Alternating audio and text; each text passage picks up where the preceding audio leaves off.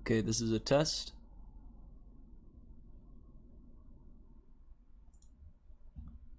Nice, okay. I believe that did in fact fix it.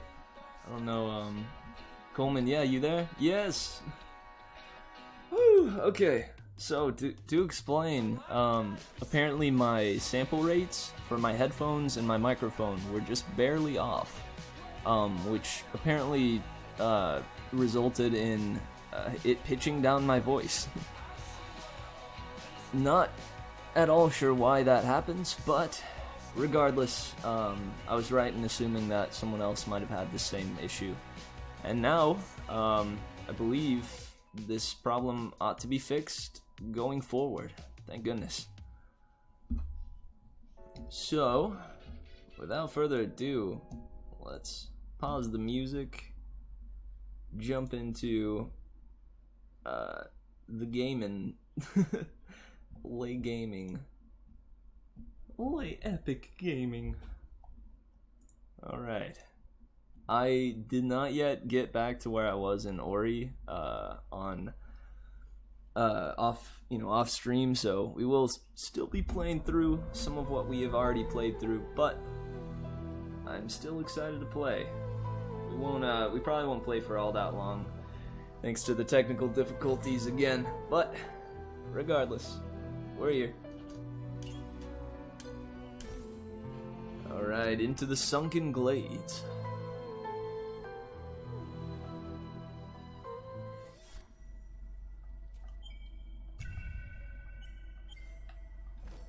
Right. Alright. I really want to get that wall climb back.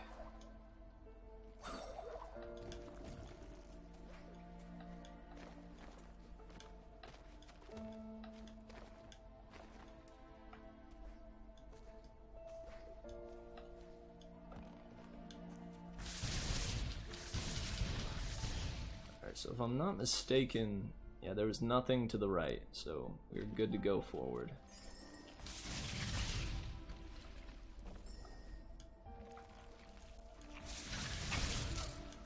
Oof. Ow. Very good, got one of them. But we need the other. The spirit gate blocks us. They were built for protection before the days of decay. The required keystones must be nearby. To reach the spirit tree, we must pass the spirit caverns that lie beyond this gate. Oh, nice. Think I needed some health. Oh, gimme. Nope, gimme.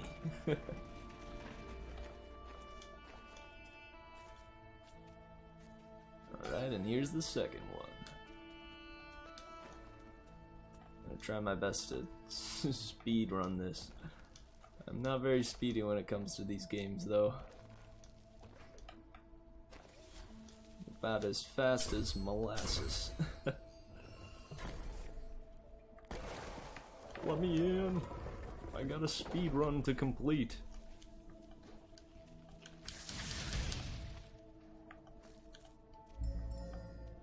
Alright, we're over in this area.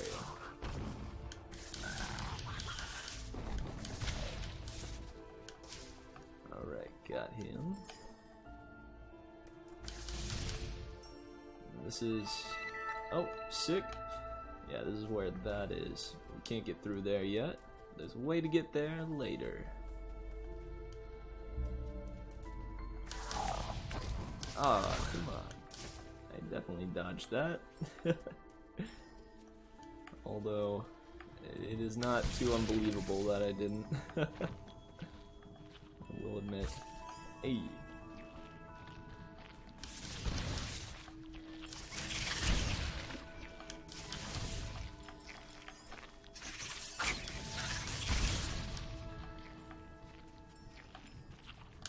Wait, can I get that thing? Yeah. Come to me, little yellow orbs. Does Ori like eat those little yellow blobs, or do they just kind of absorb into his body?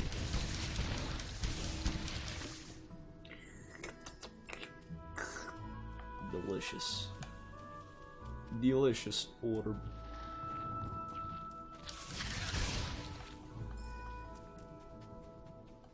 Is it one of these? Oh, this is where that well is. Or no, sorry, the mapstone.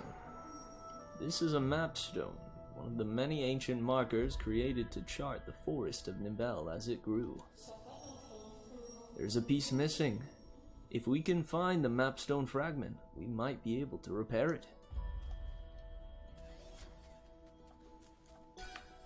Nice, nice. Yeah, I think I may come back. Because I remember I did find that, but I did not wind up coming back for it.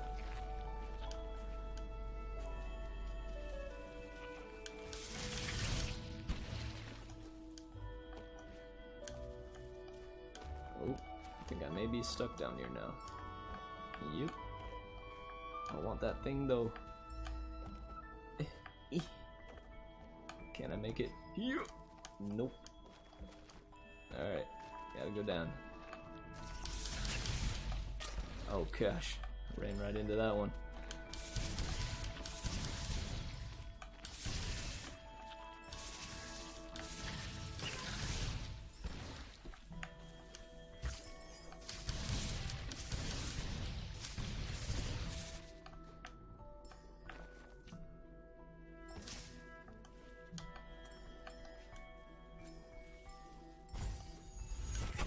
Hey. And health. My lucky day. By my lucky stars. Were those that turned to hope. When she ravaged and killed.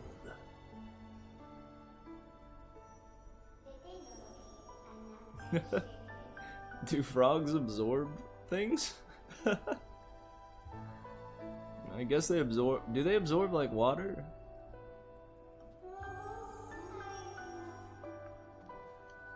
I kind of wish I could just absorb things. If you could replace like normal eating with just absorbing, would you do it?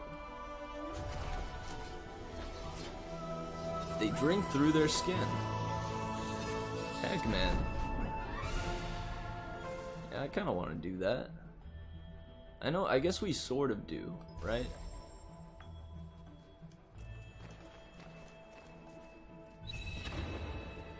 Energy cell! Yeah. Nice. Yeah, I think I would too, probably.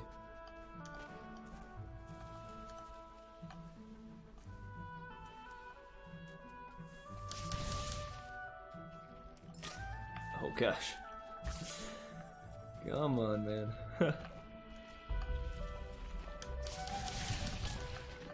Man, dude. Thank goodness all these little life flowers are over here, because I'm not doing so hot at this. At least not today. Yeah. Oh, dude, sick flip. I wish I was as good at parkour as Ori.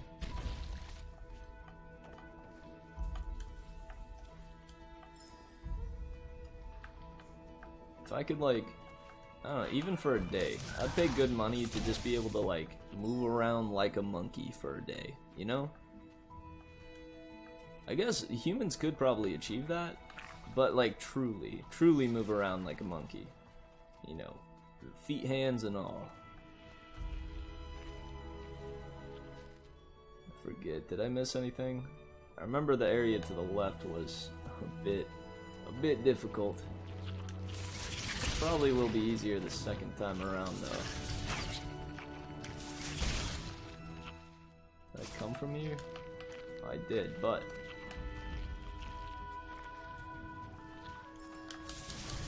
there's a way to the left over this way. Oh, but it's blocked by the door. That's right. I only have one of them. Alright.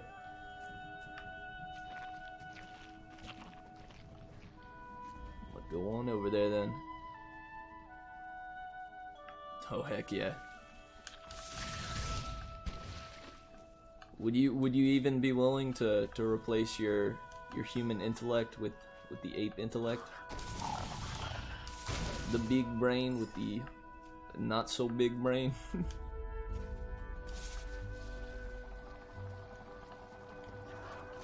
Oh there, sir. Did not mean to interrupt your absorption session. Ah, dude. You're speaking absolute truth there. Okay, right about here, I think I'll save. Yeah. Then I wasn't able to get this last time. I don't know, maybe I'll just hang on to my points. Do I just need more points? No, that's not it. I may go ahead and get rekindled though. That's probably gonna be helpful.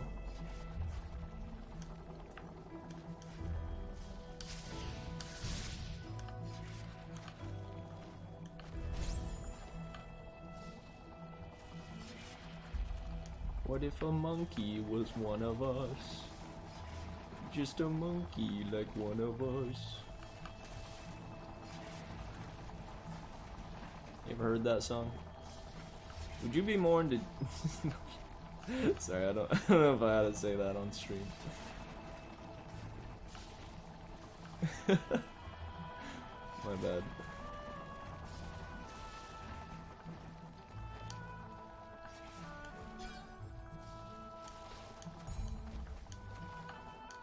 What if there was a religion based on monkeys? Would you be into that?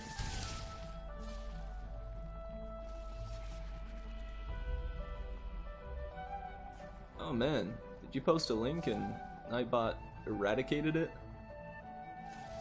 Oh no, Arataito posted a link. I do apologize, Arataito. Apeism, baby.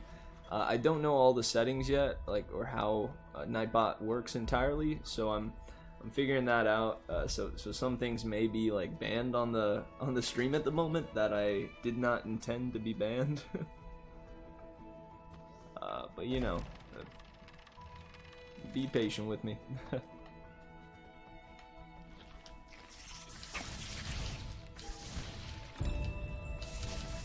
This is where the mapstone fragment was. Nice. I'm gonna go ahead and go back down there then. Oh, ow! Yike! Hey, you goober. Don't be shooting your spindly spikes at me.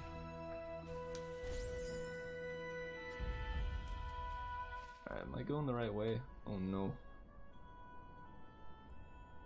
I don't think this was the right way.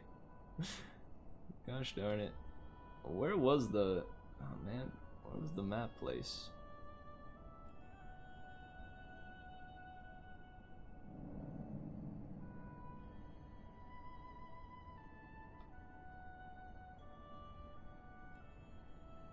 Was that it? In that little, like, dongle down there? Like right up through here and then directly to the right.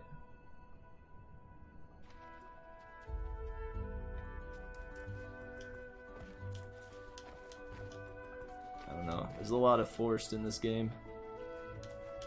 I'm sorry, but a lot of it looks very similar. I don't know how monkeys don't get lost all the time.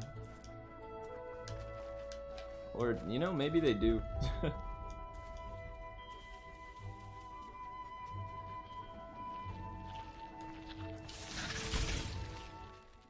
Is it down this way? Yeah! Sick. Ah, so that's what it does. Oh snap. Do we get the ability to swim later on? Otherwise I don't know how you'd get like down into this little pool. Yeah, or that pool there. That's cool though, I didn't know. Oh, with the wall climb, can I get up into this little area? Man, I want to go explore. I might have actually missed some stuff last time.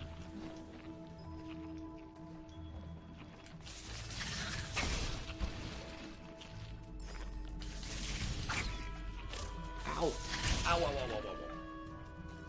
Thank you, Healy plant. Yep.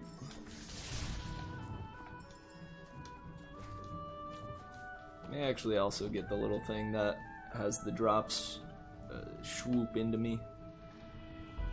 Hey, hey, Toko, you? What's shaking? We're playing a little bit of Ori in the Blind Forest before getting into the reading. I'm currently traveling back to hopefully explore that area. I may jump up here though real quick. Yee! Oh, I thought I was a gunner. You're shaking? Heck yeah, dude, I heard the funniest joke today. So my roommate's dad came over, so we hung out for a bit. Of course, you know, like we do, us homies. And as he was leaving, he told me that joke where I was like, oh, we'll do like an air high five since, you know, the COVID stuff. And he was like, you know, somebody, this goofball once came up to me and said, you know, but we can still shake. And he just did this maneuver. And honestly, I'm really down with that. I want to greet folks like, what's up? What's shaking? I mean, I already say what's shaking a lot, so kind of fits. Oh, you can shake, dude. I believe in you. And Taylor Swift believes in you, too.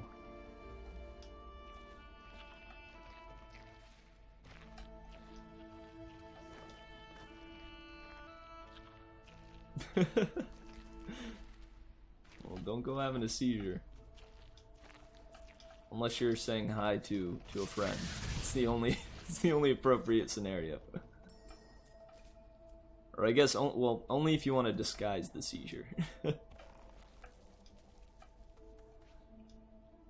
let's see. Can I get up here now? Yep. I may need to wind up with a double jump or something. Unless, do you guys have any idea how to get up here? Unless, can I make this jump? Yeah! Ah, that looks almost makeable.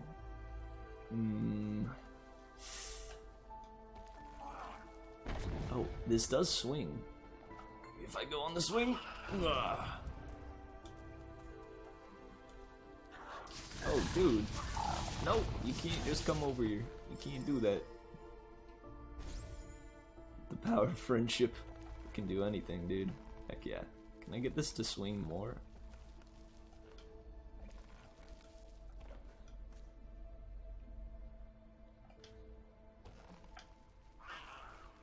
Come on. Ah. Yee. Yee. Yee. cannot defeat me when I'm under mushroom. Ah, give me the orbs. Gif. Yo! Ah, no. I do not make it. I do not make it over there. I'm gonna give up on it for now. Yay! Oh, I ran right into it. Oh, no! It killed me! Oh, rats! It sent me back all the way over here. Welp.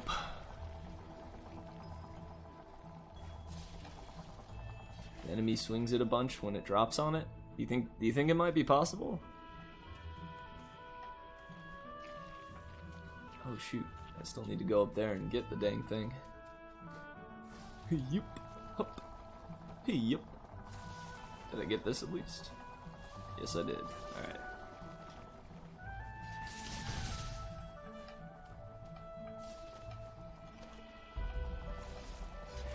You're coming with me, Rock. Mr. Dwayne.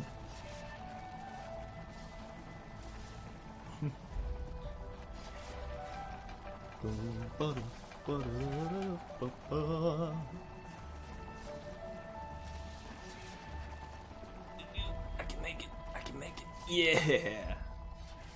I knew I could. Up, up. Get these things out of here. I'll have no spiky balls. I prefer the smooth kind. Yeah, it does look really possible. I'll go back there for sure. Let me do the map thing again.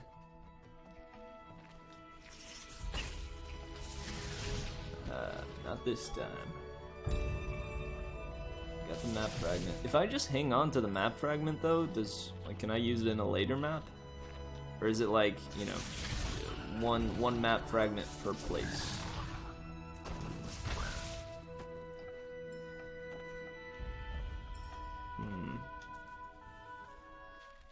Now, yeah, it's down this way. You.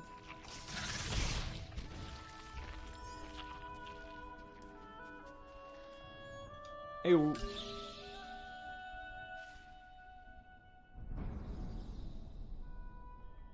Yeah, I'm down to Symphonia after this. What was I calling it before? Yeah, Sympharoni. Hey, I'm down to Sympharoni. But Tony, are you down to Sympharoni?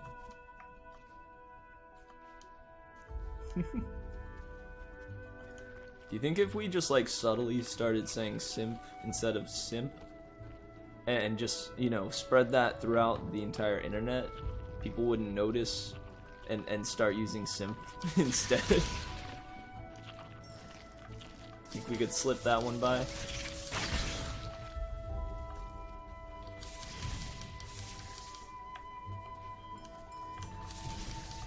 Well, again, like Nick said, anything is possible with friendship.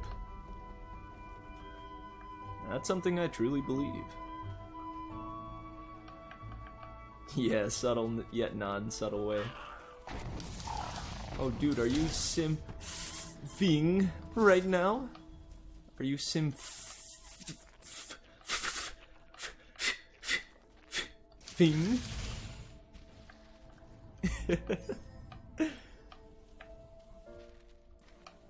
I would simp for both of you guys.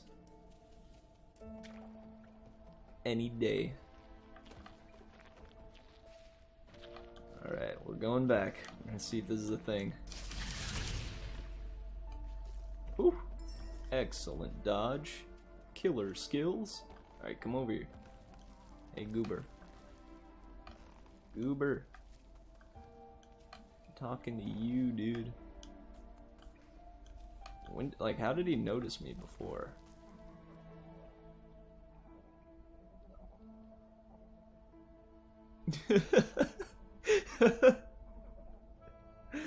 Oh man, dude, I'm symphonying so hard right now. That's hard to say. Holy goodness.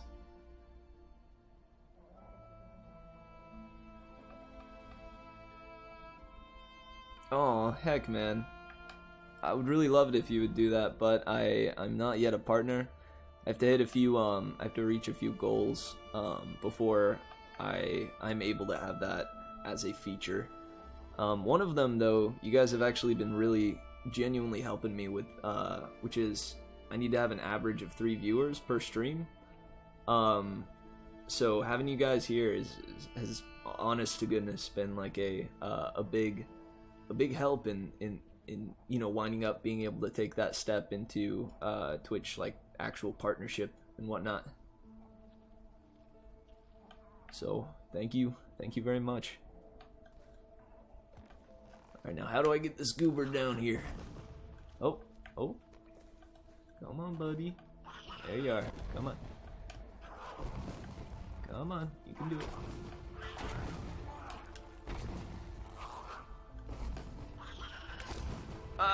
Yikes.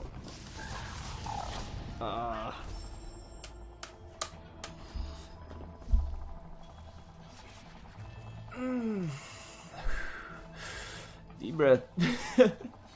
We're back here again. All right, I think I'm gonna give up on that one. Oh, you'll bribe more viewers for me, dude? Heck yeah. I'll take what I can get, I suppose.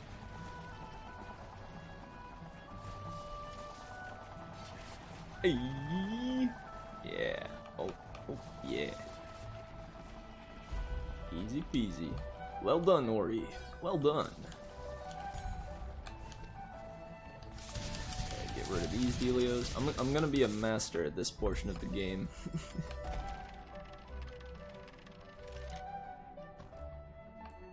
Alright, I'm checking on the time. Normally I start at 7, but I may give myself a little extra time playing the game here since we started a smidgen late because of frame rate or no, sample rate. I'm glad I know that now. Apparently that's a really integral thing to recording audio, is if your headphones and the mic are off, like when it comes to sample rate, it will either garble or like pitch down your voice, or I don't know, it just does like really sucky things to the audio.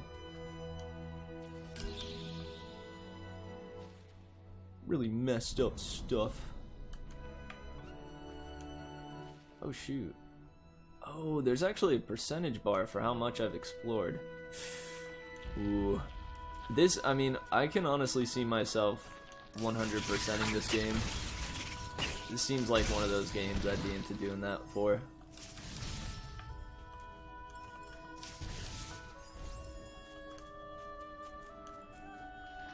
Alright, good. Soul Link is ready. I probably will save. So let's see, is there anything else over there that I want to explore? We can't get over there yet. I don't know if we can get up there. I'd like to see. I'd like to find out. Dude, the noises these guys make, they go they're like a man dying. I expected a more like frog sound from them, like a or something, but they're just like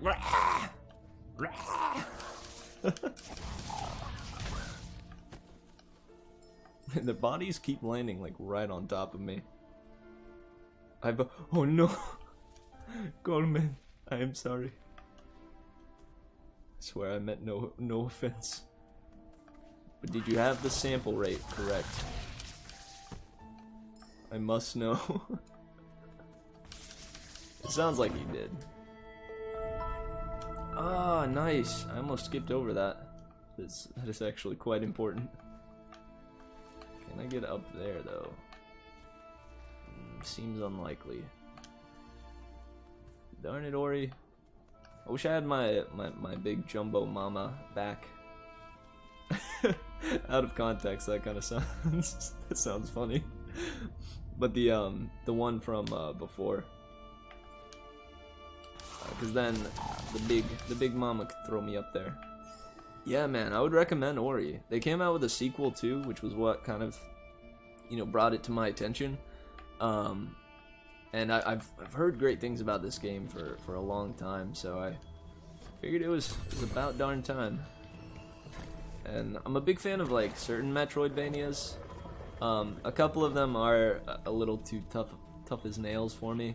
I'm playing on normal for this one. I wonder if it's, am I able to switch that midway? I am. Okay. So far it's been difficult enough, I think, for at least for my purposes, but I may switch it if I start to get used to the controls and if it gets a little too easy. Yeah, man, I started that one too, but sadly I wound up watching like a full playthrough of it. But I think if I give it enough time, I'll wind up going back to it for sure. Alright, this place again. No fear. No fear. No fear. No fear.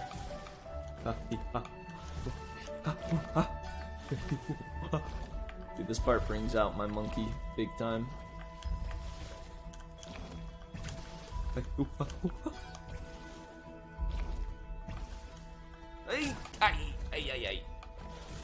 Well, okay. That was much better than the first time I went through that part. Oh, excuse me? The energy gates were sealed by the spirits of the past. If we collect enough energy cells, they will open a path. That's tight. Only have 2 though. Sad. Oh dang, that thing took off 2 hearts of mine. Yeah, plus the environments in Hollow Knight are insane. They've done really well with this one too. Like the whole acrylic painted style, I have not seen this done before. I don't know, you guys could tell me. Have any other game done something like this? Like this acrylic paint style?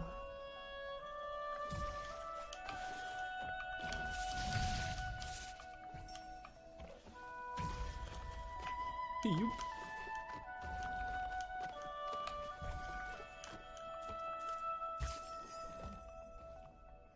Yeah, Ori is pretty unique. This was made by an indie developer, right? Actually, I could probably stand to do some research on this game. it would most likely be good for the streamer streaming the game to know some stuff.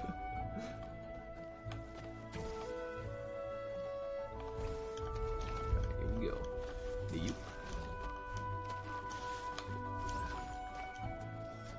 Nailed it. Oh no. Oh man. I definitely left one. Alright. Oh, it's up. Yeah. It's right here. The door. Hey. Expertly done. No. Nailed it.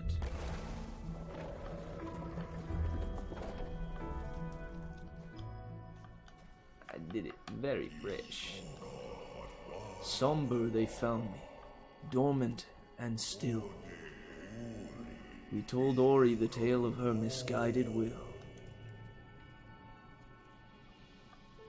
Did Ori like go astray or something? What's the deal with that?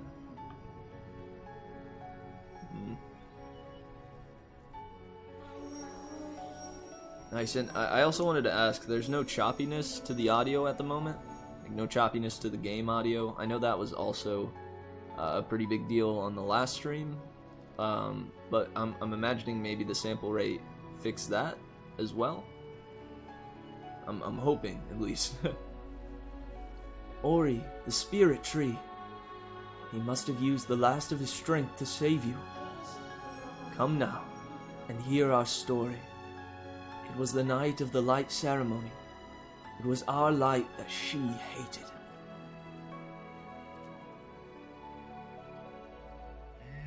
Nice, good. like the game audio and whatnot, like the music and all that. Because I know in the last one, like it was going, it was like a remix. Alright, I'll let this one play out too. I know we saw this one before, unless you guys want to skip it.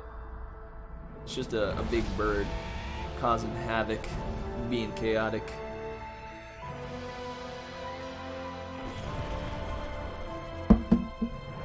Sorry. I take a drink of a sip of water from my normal water glass.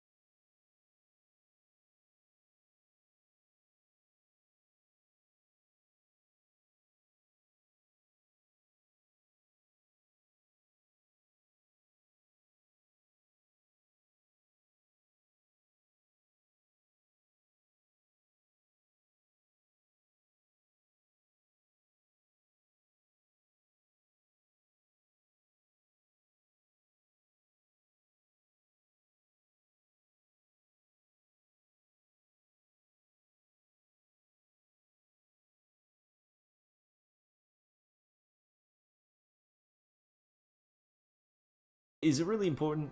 Does it need to be right now? No, I mean I can come back later, right? No, I'm just kidding. Just Josh and Ano. Come on. You know me. Yes! Charge flame! Hold X to charge, and then X to detonate. Yeah. Boom! Oh my gosh. That's sick. And nice. It'll let me through those dealios. Oh, can I destroy this now? Oh. Oh. Just knocking it off because it's hello? Oh, it won't do it. Oh, do I not have a charge? I need to wait. Come on, charge up. Will it not charge when I'm standing on that thing? Oh, man, I messed up. I used it too much. Whoop. Shoot. I was gonna break through this thing, too. Hey! Oh! I got him back. Boom. Gotcha. Nice. I can make it through here. That's definitely like a, I don't know, that's just a good thing I feel would be nice for any game, where you know, with new powers you're able to open up doors to act as shortcuts into old areas. Nice, okay, that does destroy that. But for what purpose? Oh man.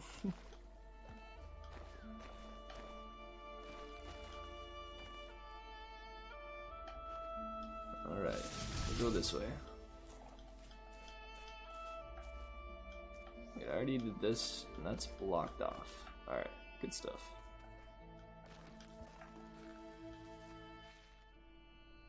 Alright, nice, yeah.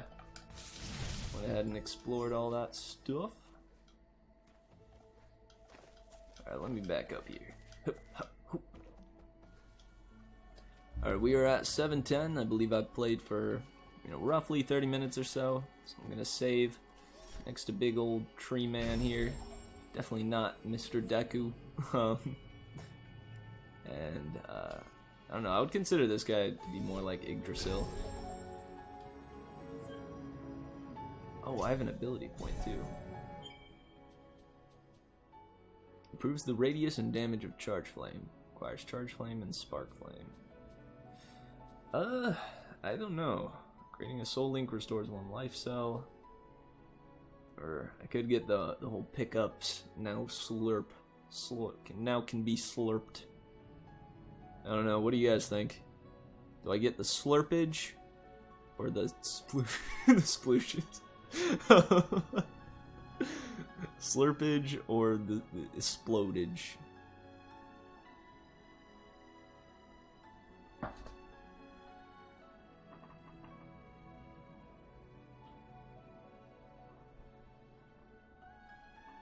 Explodage? Nice. That's what I was thinking. I want this whole tree. Alright, we'll save one more time. Oh, whoops. He's gotta do his whole Om meditation dealio. Alright, and exit.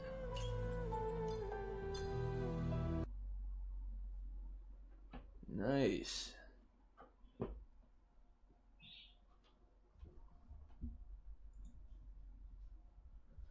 Alright, that was pretty sweet. I enjoyed that a lot.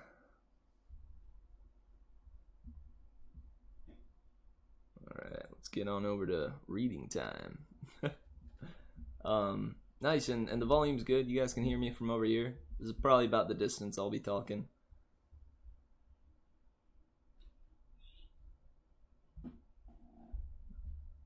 Story time, baby. Yes, indeed. So come be merry with me.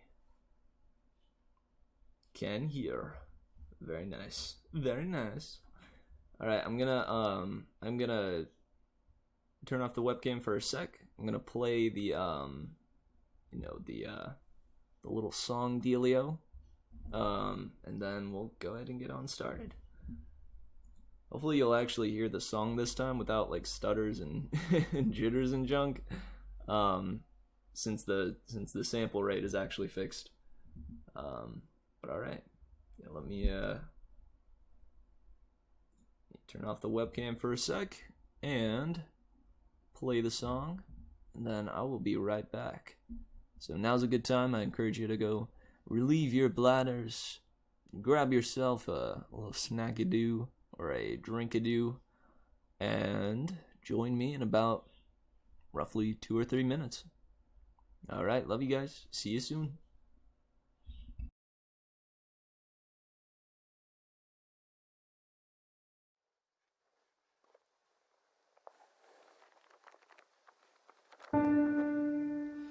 Join me for an adventure, oh, much like any other, with twists and turns and plot devices, words and wonder. Now my advice is listen close. What makes this story different is the teller and the told. This one's ours and it's waiting to unfold.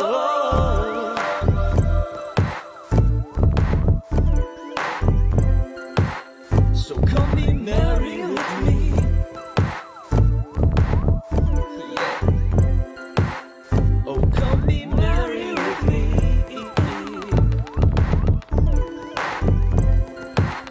Come on, be merry with me.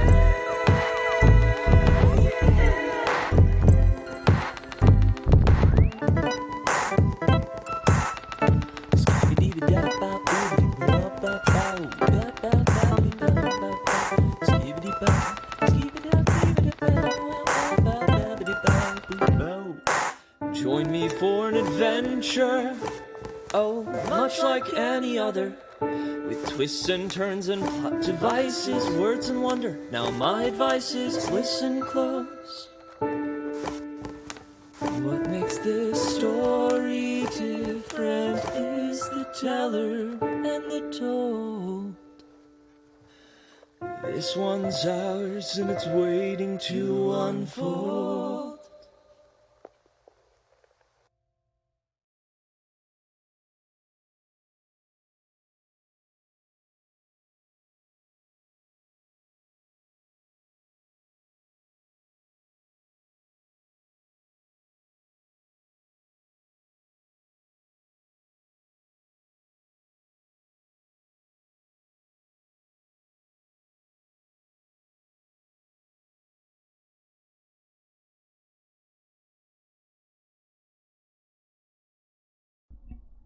All right. Hope you guys enjoyed the little jam. Thank you for the compliment on the song, Coleman. I appreciate it. I do believe it to be a mango banger. A mango bango, if you will. So, today, we're going to be going back to Percy Jackson, the Lightning Thief. Last time we left off, Percy had, arrived within the camp, met a unique character that reminded him of Smelly Gabe, this little cherub-looking fellow in a, tiger-striped Hawaiian t-shirt, drinking Diet Coke. Apparently was named Mr. D, hinting at, I believe, something that you guys may be well aware of. He was introduced to the fact, or the idea that gods still exist and have, in fact, always existed. And that his disrespect of them was actually being heard and responded to via thunder. He also had learned that his coach, or rather, sorry, I say coach because I'm used to calling myself a coach instead of a teacher. But his old Latin teacher, Mr. Brunner, was in fact not named Mr. Brunner, but Chiron, the trainer of heroes, who trained Hercules and has lived for about 1,000 years as a centaur and a trainer of heroes. That was dropped on him. He also got a little tour of Camp Half-Blood. Understood the idea now that certain cabins are left empty. He's not sure why, but that seems to be the case. He was brought to cabin 11, I believe, Hermes' cabin, and introduced to some of the Hermes folks and some of the undetermined folks.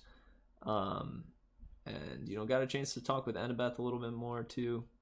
And yeah, he also exploded a bathroom onto, what was her name, Cassandra?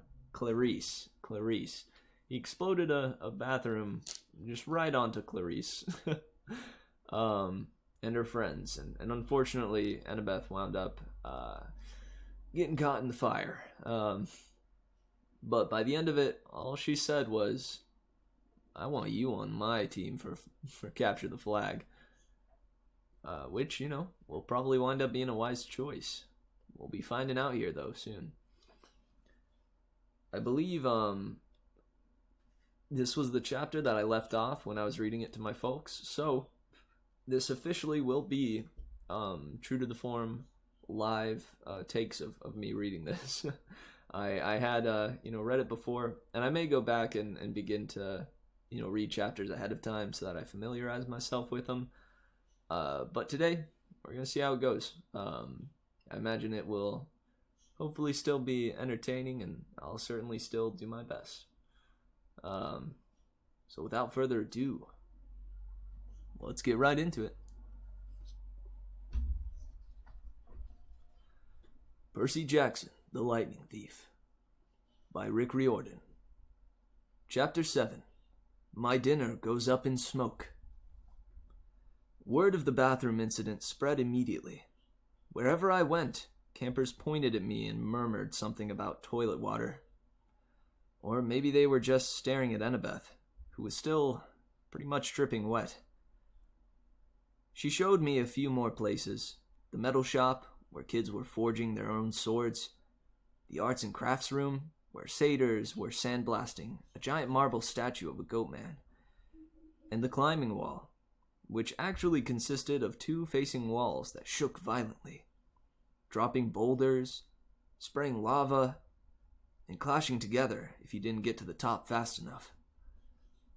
Finally, we returned to the canoeing lake, where the trail led back to the cabins.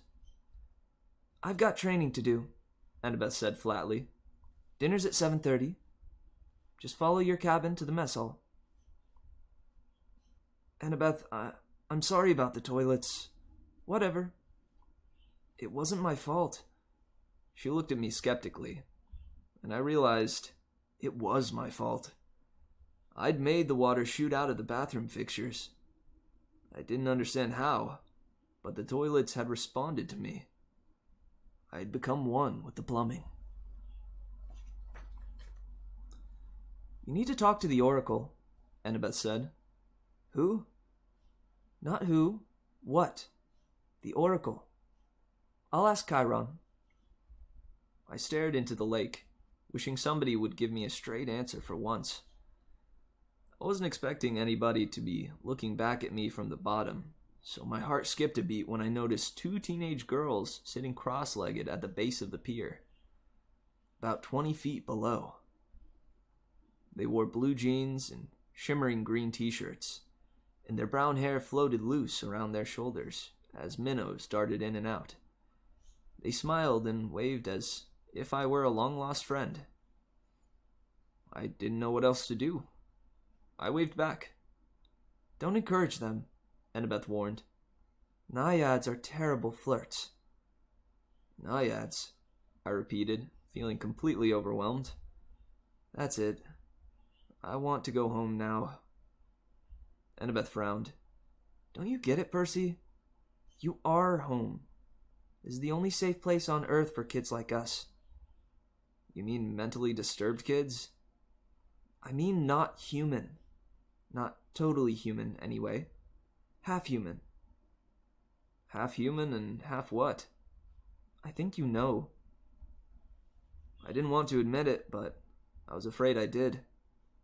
I felt a tingling in my limbs, a sensation I sometimes felt when my mom talked about my dad. God, I said. half god. Annabeth nodded. Your father isn't dead, Percy. He's one of the Olympians. That's crazy. Is it? What's the most common thing gods did in the old stories? They ran around falling in love with humans and having kids with them. Do you think they've changed their habits in the last few millennia? But those are just... I almost said myths again. Then I remembered Chiron's warning that in 2,000 years, I might be considered a myth. But if all the kids here are half gods... Demigods, Annabeth said. The official term, or half-bloods. Or that's the official term, or half-bloods. Then who's your dad? Her hands tightened around the pier railing. I got the feeling I'd trespassed on a sensitive subject. My dad is a professor at West Point, she said. I haven't seen him since I was very small. He teaches American history. He's human. What? You assume it has to be a male god who finds a human female attractive? How sexist is that? Who's your mom, then? Cabin 6. Meaning? Annabeth straightened. Athena, goddess of wisdom and battle. Okay, I thought. Why not? And my dad? Undetermined, Annabeth said. Like I told you before, nobody knows. Except my mother. She knew. Maybe not, Percy. Gods don't always reveal their identities. My dad would have. He loved her. Annabeth gave me a cautious look. She didn't want to burst my bubble. Maybe you're right. Maybe he'll send a sign. That's the only way to know for sure. Your father has to send a sign claiming you as his son. Sometimes it happens. You mean sometimes it doesn't? Annabeth ran her palm along the rail. The gods are busy. They have a lot of kids and they don't always... Well, sometimes they don't care about us, Percy. They ignore us. I thought about some of the kids I'd seen in the Hermes cabin. Teenagers who looked sullen and depressed, as if they were waiting for a call that would never come. I'd known kids like that at Yancey Academy. Shuffled off to boarding school by rich parents who didn't have time to deal with them. But gods should behave better. So I'm stuck here, I said. That's it? For the rest of my life? It depends, Annabeth said. Some campers only stay the summer. If you're a child of Aphrodite or Demeter, you're probably not a real powerful source. The monsters might ignore you. So you can get by with a few months of summer training and live in the mortal world the rest of the year. But for some of us, it's too dangerous to leave. We're year-rounders. In the mortal world, we attract monsters. They sense us. They come to challenge us. Most of the time, they'll ignore us until we're old enough to cause trouble. About 10 or 11 years old. But after that, most demigods either make their way here or get killed off. A few manage to survive in the outside world and become famous. Believe me, if I told you the names, you'd know them. Some don't even realize they're demigods, but very, very few are like that. So monsters can't get in here. Annabeth shook her head. Not unless they're intentionally stalked in the woods, or specially summoned by somebody on the inside. Why would anybody want to summon a monster? Practice fights? Practical jokes?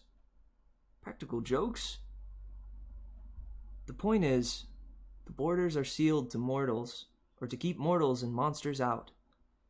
From the outside, mortals look into the valley and see nothing unusual, just a strawberry farm. So, you're a year-rounder? Annabeth nodded. From under the collar of her t-shirt, she pulled a leather necklace with 5 clay beads of different colors. It was just like Luke's, except Annabeth's also had a big gold ring strung on it, like a college ring. "I've been here since I was 7, she said. "Every August, on the last day of summer session, you get a bead for surviving another year. I've been here longer than most of the counselors, and they're all in college." "Why'd you come so young?" She twisted the ring on her necklace. "None of your business." "Oh." I stood there for a minute in uncomfortable silence. "So, I could just walk out of here right now if I wanted to?" "It would be suicide, but you could. With Mr. D's or Chiron's permission. But they wouldn't give you permission until the end of summer session. Unless you were granted a quest. But that hardly ever happens. The last time..." Her voice trailed off. I could tell from her tone that the last time hadn't gone well. "Back in the sick room," I said, "when you were feeding me that stuff. Ambrosia?" "Yeah. You asked me something about the summer solstice." Annabeth's shoulders tensed. "So you do know something?" "Well, no. Back at my old school, I overheard Grover and Chiron talking about it. Grover mentioned the summer solstice. He said something like we didn't have much time because of the deadline. What did that mean?" She clenched her fists. "I wish I knew. Chiron and the satyrs, they know, but they won't tell me. Something is wrong in Olympus. Something pretty major. Last time I was there, everything seemed so normal." "You've been to Olympus?" "Some of us year-rounders, Luke and Clarice, and I, and a few others, we took a field trip during winter solstice. That's when the gods have their big annual council." "But how did you get there?" "The Long Island Railroad, of course. You get off at Penn Station. Empire State Building, special elevator to the 600th floor." She looked at me like she was sure I must already know this. "You are a New Yorker, right?" "Oh, sure. As far as I knew, there were only 102 floors in the Empire State Building, but I decided not to point that out." "Right after we visited," Annabeth continued, "the weather got weird, as if the gods had started fighting. A couple of times since, I've overheard satyrs talking. The best I can figure out is that something important was stolen. And if it isn't returned by the summer solstice, there's going to be trouble. When you came, I was hoping... Athena can get along with just about anybody, except for Ares.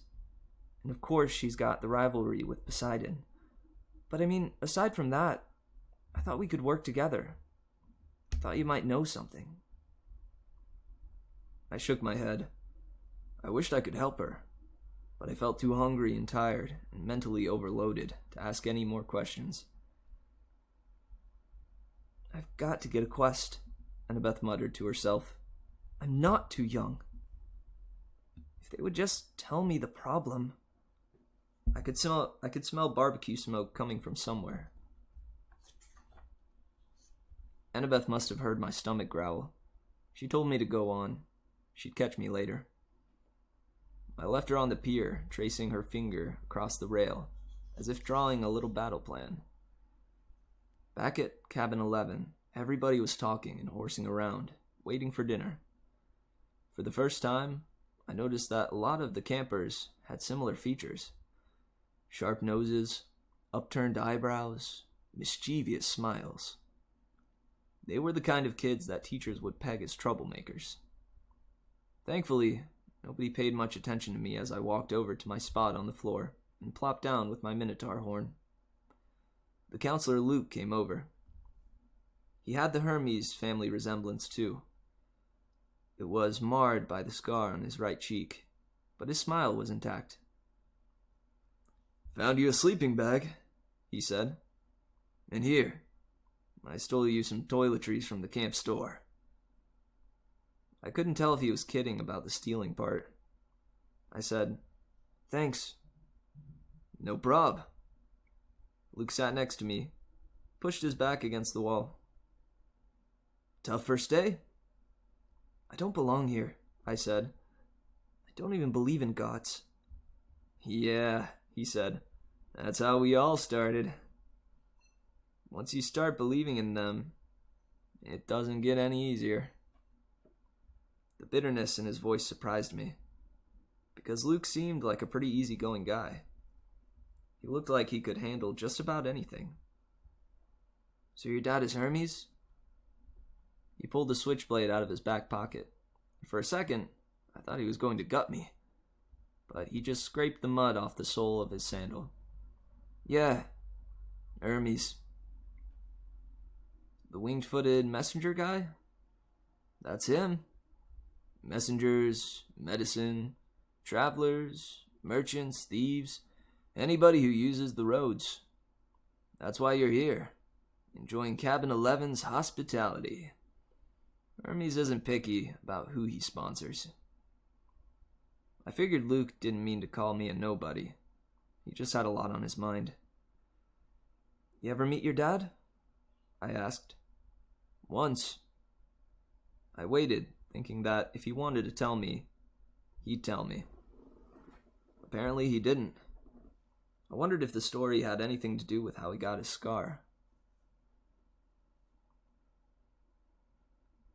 Luke looked up and managed a smile. "Don't worry about it, Percy. The campers here, they're mostly good people.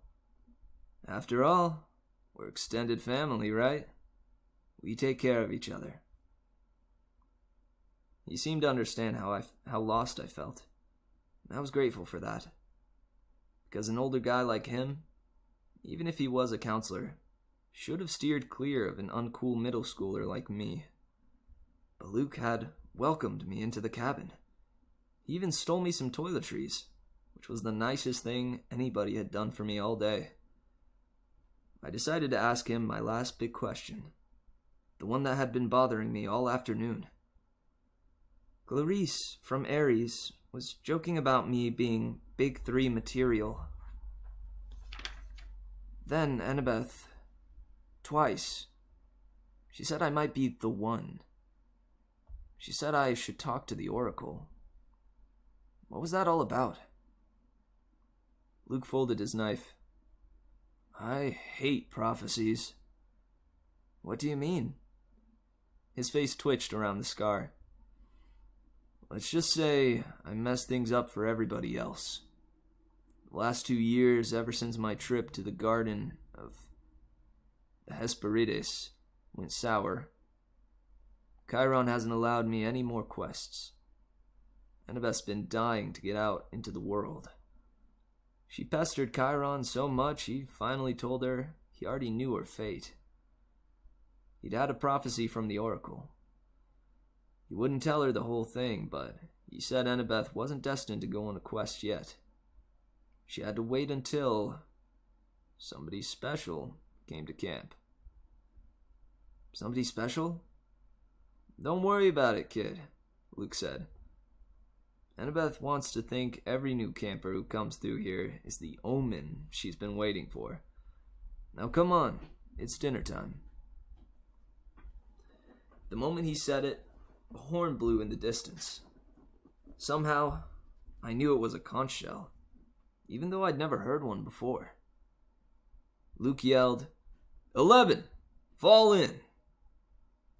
The whole cabin, about 20 of us, filed into the common yards. We lined up in order of seniority, so of course I was dead last.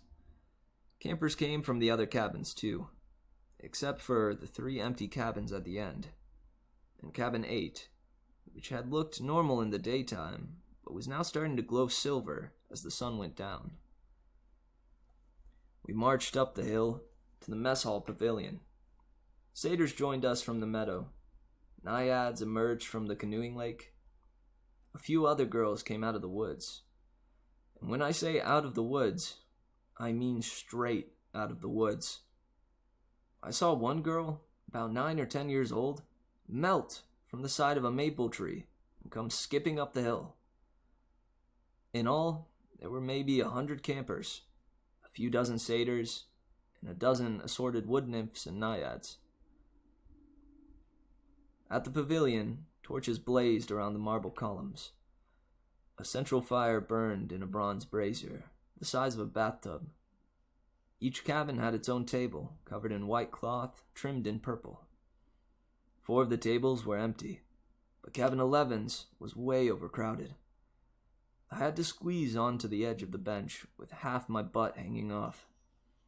I saw Grover sitting at table 12 with Mr. D, a few satyrs, and a couple of plump blonde boys who looked just like Mr. D. Chiron stood to one side, the picnic table being way too small for centaurs. Annabeth sat at table 6 with a bunch of serious-looking athletic kids, all with her gray eyes and honey blonde hair. Clarice sat behind me at Aries' table. She'd apparently gotten over being hosed down because she was laughing and belching right alongside her friends. Finally, Chiron pounded his hoof against the marble floor of the pavilion, and everybody fell silent. He raised a glass. "To the gods!" Everybody else raised their glasses. "To the gods!" Wood nymphs came forward with platters of food. Grapes, apples, strawberries, cheese, fresh bread, and yes, barbecue. My glass was empty, but Luke said, "Speak to it. Whatever you want. Non-alcoholic, of course." I said, "Cherry Coke." The glass filled with sparkling caramel liquid. Then I had an idea. Blue Cherry Coke. The soda turned a violent shade of cobalt. I took a cautious sip. Perfect. I drink a toast to my mother. She's not gone, I told myself. Not permanently, anyway. She's in the underworld. If that's a real place, then someday. "Here you go, Percy," Luke said, handing me a platter of smoked brisket. I loaded my plate and was about to take a big bite when I noticed everybody getting up, carrying their plates towards the fire in the center of the pavilion. I wondered if they were going for dessert or something. "Come on," Luke told me. As I got closer, I saw that everybody was taking a portion of their meal and dropping it into the fire. The ripest strawberry, the juiciest slice of beef, the warmest, most buttery roll. Luke murmured in my ear, "Burnt offerings for the gods. They like the smell." "You're kidding." His look warned me not to take this lightly, but I couldn't help wondering why an immortal, all-powerful being would like the smell of burning food. Luke approached the fire, bowed his head, and tossed in a cluster of fat red grapes. Hermes. I was next. I wished I knew what God's name to say. Finally, I made a silent plea. "Whoever you are, tell me. Please." I scraped a big slice of brisket into the flames. When I caught a whiff of the smoke, I didn't gag. It smelled nothing like burning food. It smelled of hot chocolate and fresh-baked brownies, hamburgers on the grill, and wildflowers, and 100 other good things that shouldn't have gone well together, but did. I could almost believe the gods could live off that smoke. When everybody had returned to their seats and finished eating their meals, Chiron pounded his hoof again for our attention. Mr. D got up with a huge sigh. "Yes, I suppose I'd better say hello to all you brats. Well, hello. Our activities director, Chiron, says the next capture the flag is Friday. Cabin 5 presently holds the laurels." A bunch of ugly cheering rose from the Aries table. "Personally," Mr. D continued, "I couldn't care less, but congratulations. Also, I should tell you that we have a new camper today. Peter Johnson. Chiron murmured something. Percy Jackson, Mr. D corrected. That's right, hurrah and all that. Now run along to your silly campfire. Go on. Everybody cheered. We all headed down towards the amphitheater, where Apollo's cabin led a sing-along. We sang camp songs about the gods and ate s'mores and joked around. And the funny thing was, I didn't feel that anyone was staring at me anymore. I felt that I was home. Later in the evening, when the sparks from the campfire were curling into the starry sky, the conch horn blew again, and we all filed back to our cabins. I didn't realize how exhausted I was until I collapsed on my borrowed sleeping bag. My fingers curled around the Minotaur's horn. I thought about my mom. But I had good thoughts. Her smile, the bedtime stories she would read to me when I was a kid, the way she would tell me not to let the bedbugs bite. When I closed my eyes, I fell asleep instantly. That was my first day at Camp Half-Blood. I wish I'd known how briefly I would get to enjoy my new home.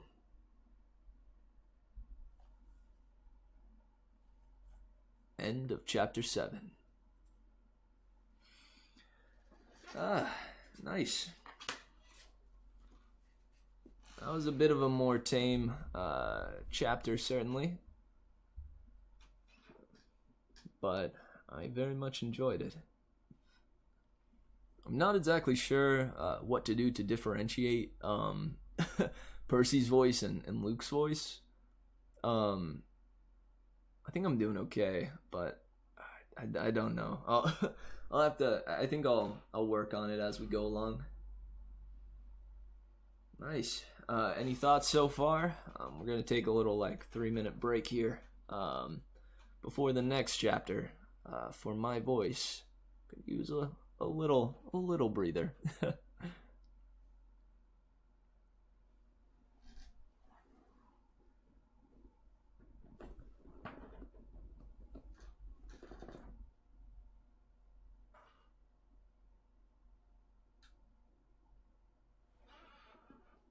Snoopy, what about you, man? Any thoughts? Yeah. I think he said about everything I was gonna say. Voices be good, though. Nice. Alright. Very good, then. I'm gonna shut off the camera again for just a short bit, turn on some tunes, and be back with you after about 2 songs. Alright. Much love. I will see you guys very, very soon. Oh, thanks, Keaton. I appreciate that a lot, man.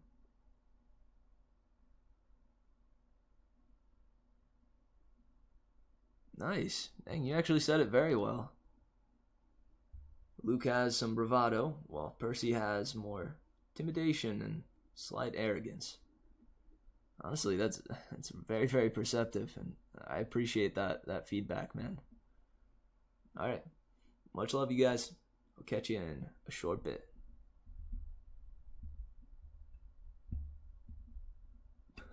Forgot where my mute button was. Be right back.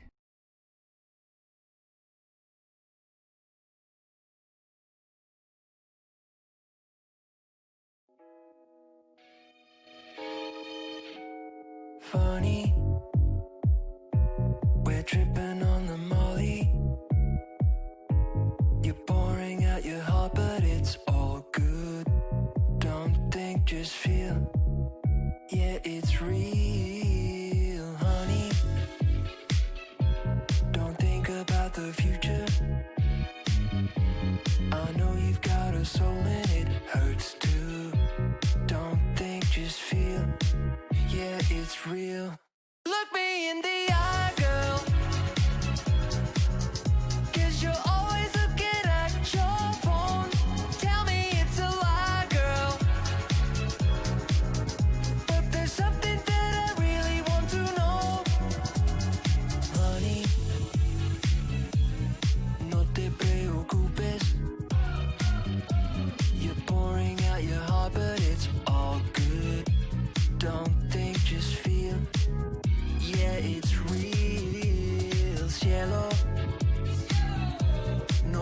tienes a futuro. I know you've got a soul and it hurts too. Don't think, just feel.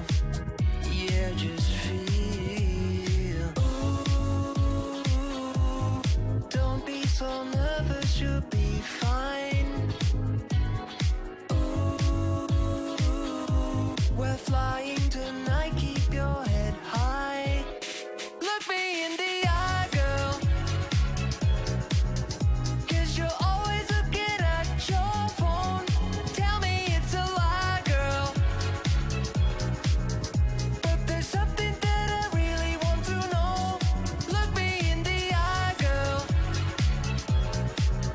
'cause you're always looking at your phone. Tell me it's a lie, girl, but there's something that I really want to know. Ooh, don't be so nervous, you'll be fine.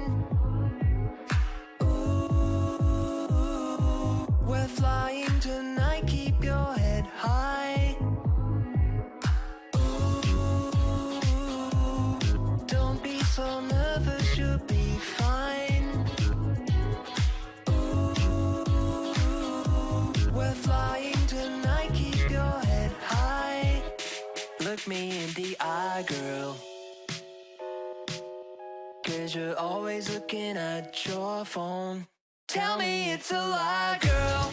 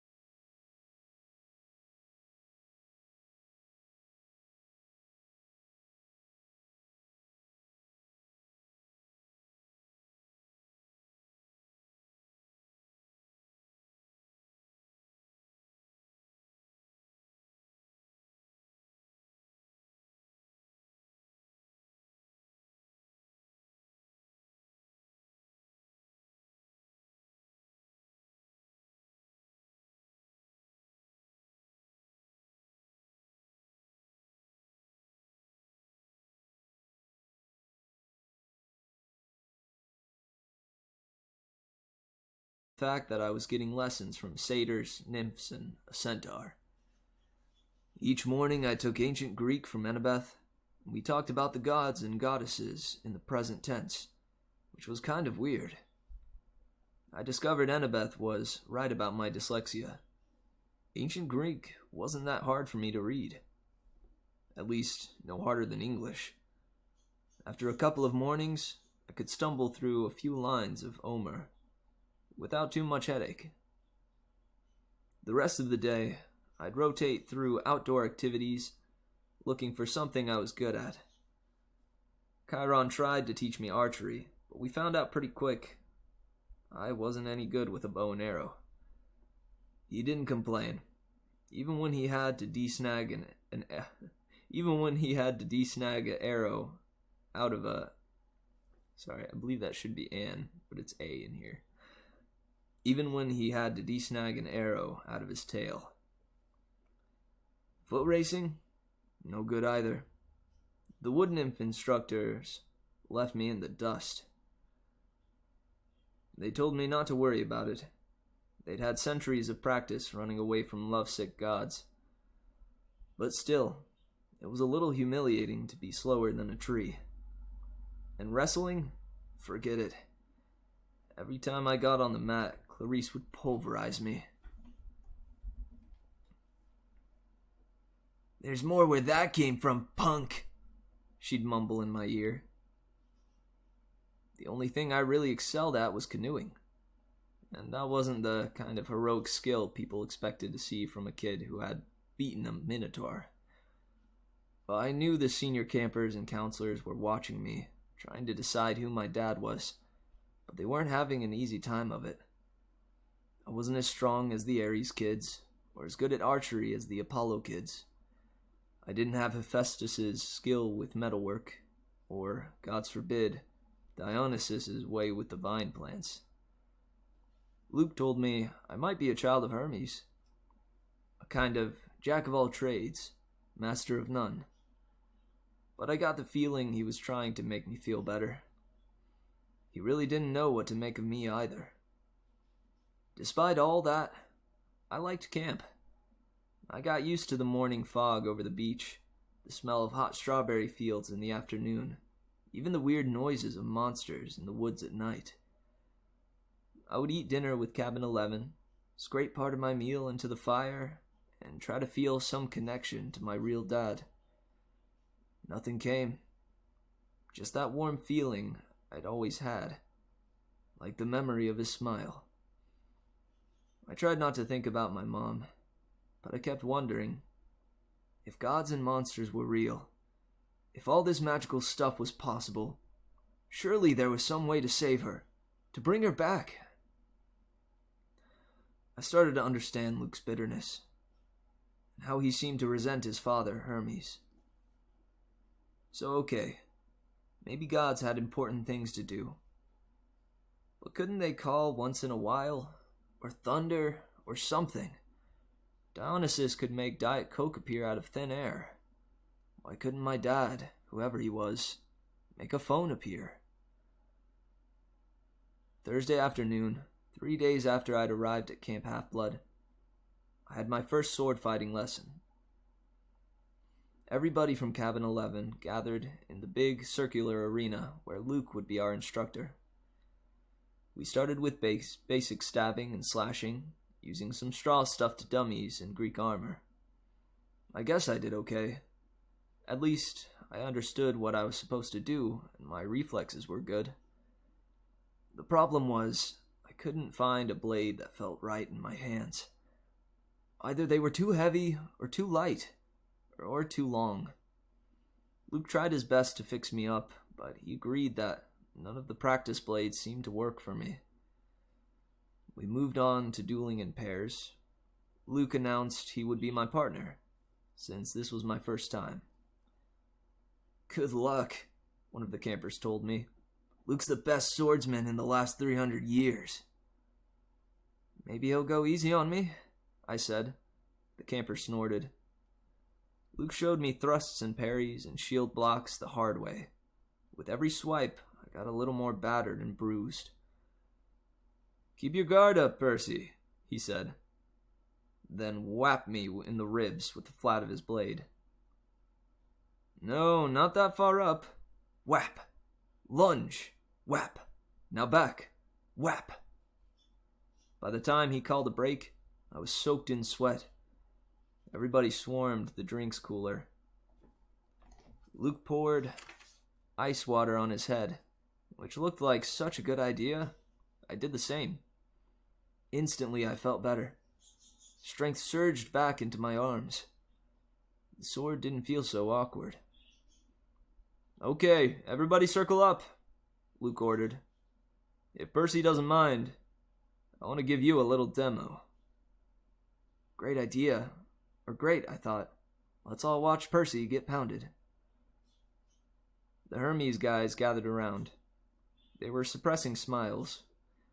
Figured they'd been in my shoes before and couldn't wait to see how Luke used me for a punching bag. He told everybody he was going to demonstrate a disarming technique, how to twist the enemy's blade with the flat of your own sword so that he had no choice but to drop his weapon. This is difficult, he stressed. I've had it used against me. No laughing at Percy now. Most swordsmen have to work years to master this technique. He demonstrated the move on me in slow motion.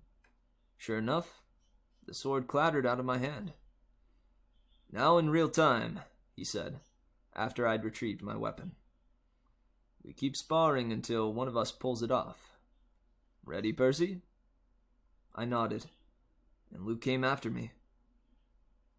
Somehow, I kept him from getting a shot at the hilt of my sword. My senses opened up. I saw his attacks coming.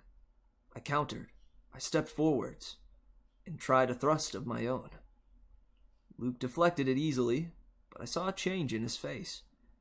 His eyes narrowed, and he started to press me with more force. The sword grew heavy in my hand. The balance wasn't right. I knew it was only a matter of seconds before Luke took me down, so I figured, what the heck? I tried the disarming maneuver. My blade hit the base of Luke's, and I twisted, putting my whole weight into the downward thrust. Ka-clang! Luke's sword rattled against the stones. The tip of my blade was an inch from his undefended chest. The other campers were silent. I lowered my sword. Sorry. For a moment, Luke was too stunned to speak. Sorry? His scarred face broke into a grin. By the gods, Percy, why are you sorry? Show me that again. I didn't want to. The short burst of manic energy had completely abandoned me, but Luke insisted. This time, there was no contest. The moment our swords connected, Luke hit my hilt and sent my weapon skidding across the floor. After a long pause, somebody in the audience said, "Beginner's luck?" Luke wiped the sweat off his brow. He appraised me with an entirely new interest. Maybe, he said. But I wonder what Percy could do with a balanced sword. Friday afternoon, I was sitting with Grover at the lake, resting from a near-death experience on the climbing wall. Grover had scampered to the top like a mountain goat, but the lava had almost gotten me. My shirt had smoking holes in it. The hairs had been singed off my forearms. We sat on the pier watching the naiads do underwater basket weaving until I got up the nerve to ask Grover how his conversation had gone with Mr. D.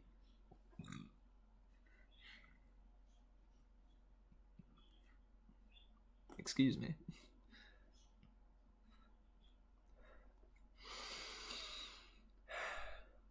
His face turned a sickly shade of yellow. Fine, he said. Just great. So your career is still on track? He glanced at me nervously. Chiron told you I want a searcher's license? Well, no. I had no idea what a searcher's license was, but it didn't seem like the right time to ask. He just said you had big plans, you know? and that you needed credit for completing a keeper's assignment. So, did you get it? Grover looked down at the naiads. Mr. D suspended judgment. He said I hadn't failed or succeeded with you yet. So our fates were still tied together.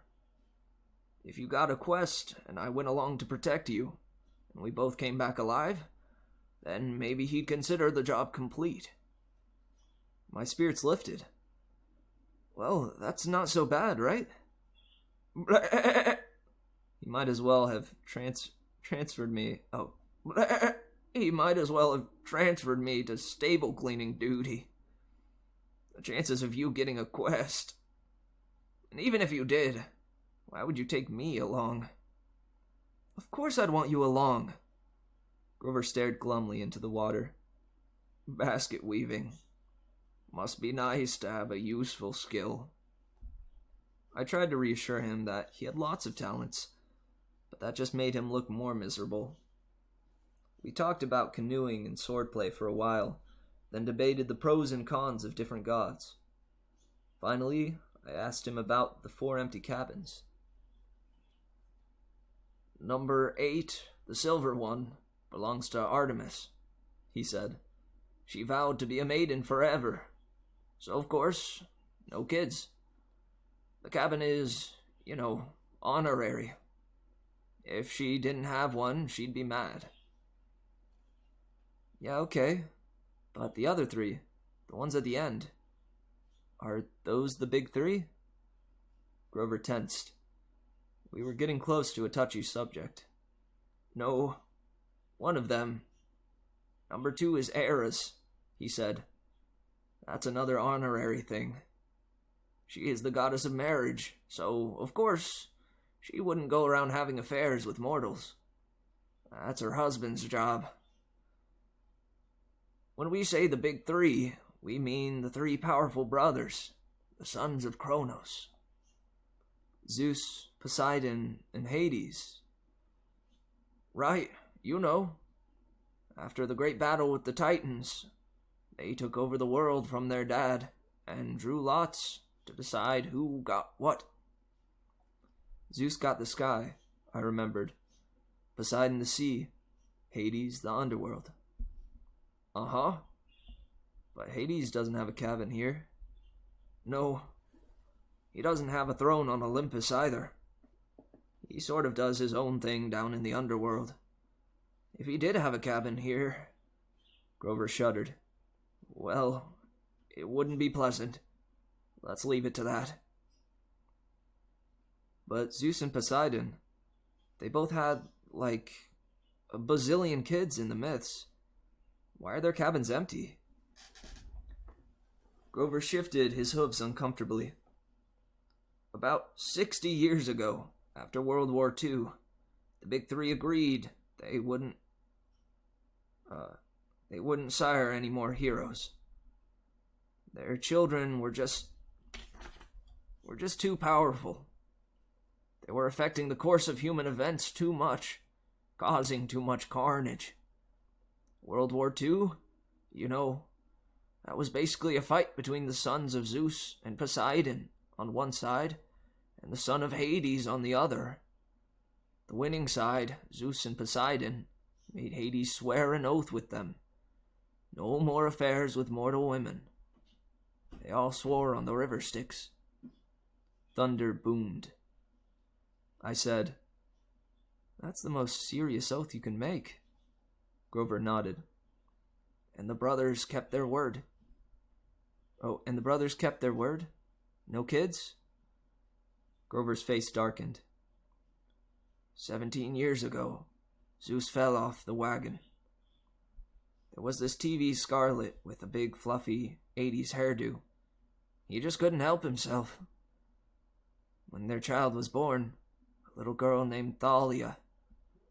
Well, the river Styx is serious about promises. Zeus himself got off easy because he's immortal, but he brought a terrible fate on his daughter. But that isn't fair. It wasn't the little girl's fault. Grover hesitated. Percy, children of the Big Three have powers greater than other half-bloods. They have a strong aura, a scent that attracts monsters. When Hades found out about the girl, he wasn't too happy about Zeus breaking his oath. Hades let the worst monsters out of Tartarus to torture and torment Thalia. A satyr was assigned to be her keeper when she was 12, but there was nothing he could do. He tried to escort her here with a couple of other half-bloods she'd befriended. They almost made it. They got all the way to the top of that hill. He pointed across the valley to the pine tree where I'd fought the Minotaur. All 3 kindly ones were after them, along with a horde of hellhounds. They were about to be overrun when Thalia told her satyr to take the other 2 half-bloods to safety, while she held off the monsters. She was wounded and tired. She didn't want to live like a hunted animal. The satyr didn't want to leave her, but he couldn't change her mind, and he had to protect the others. So Thalia made her final stand alone at the top of that hill, and she died. Zeus took pity on her. He turned her into that pine tree. Her spirit still helps protect the borders of the valley. That's why the hill is called Half-Blood Hill. I stared at the pine in the distance. The story made me feel hollow and guilty too. A girl my age had sacrificed herself to save her friends. She had faced a whole army of monsters. Next to that, my victory over the Minotaur didn't seem like much. I wondered if I'd acted differently. Could I have saved my mother? "Grover," I said, "have heroes really gone on quests to the underworld?" "Sometimes," he said. "Orpheus, Hercules, Houdini." "And have they ever returned somebody from the dead?" "No, never. Orpheus came close." "Percy, you're not seriously thinking—" "No," I lied. "I was just wondering. So, a satyr is always assigned to guard a demigod?" Grover studied me warily. I hadn't persuaded him that I'd really dropped the underworld idea. "Not always. We go undercover to a lot of schools. We try to sniff out the half-bloods who have the makings of a great hero. If we find one with a very strong aura, like a child of the Big Three, we alert Chiron. He tries to keep an eye on them since they could cause really huge problems." "And you found me. Chiron said you thought I might be something special." Grover looked over as if I'd led him into a trap. "I didn't... Oh, listen, don't think like that. If you were, you'd never ever be allowed on a quest, and I'd never get my license. You're probably a child of Hermes, or maybe even of the minor gods like Nemesis or the god of revenge. Don't worry, okay?" I got the idea he was reassuring himself more than me. That night after dinner, there was a lot more excitement than usual. At last, it was time for Capture the Flag. When the plates were cleared away, the conch horn sounded, and we all stood at our tables. Campers yelled and cheered as Annabeth and 2 of her siblings ran into the pavilion carrying silk banners. It was about 10 feet long, glistening gray, with a painting of a barn owl above an olive tree. From the opposite side of the pavilion, Clarice and her buddies ran in with another banner, of identical size but gaudy red, painted with a bloody spear and a boar's head. I turned to Luke and yelled over the noise, "Those are the flags?" "Yeah!" Ares and Athena always lead the teams? Not always, he said, but often. So if another cabin captures one, what do you do? Repaint the flag? He grinned. You'll see. First we have to get one. Whose side are we on? He gave me a sly look, as if he knew something I didn't. The scar on his face made him look almost evil in the torchlight. We've made a temporary alliance with Athena tonight. We get the flag from Ares. And you are going to help. The teams were announced. Athena had made an alliance with Apollo and Hermes, the two biggest cabins. Apparently privileges had been traded. Shower times, chore schedules, the best slots for activities, in order to win the support. Ares had allied themselves with everybody else. Dionysus, Demeter, Aphrodite, and Hephaestus. From what I'd seen, Dionysus' kids were actually good athletes, but there were only two of them. Demeter's kids had an edge with nature skills and outdoor stuff, but they weren't very aggressive. Aphrodite's sons and daughters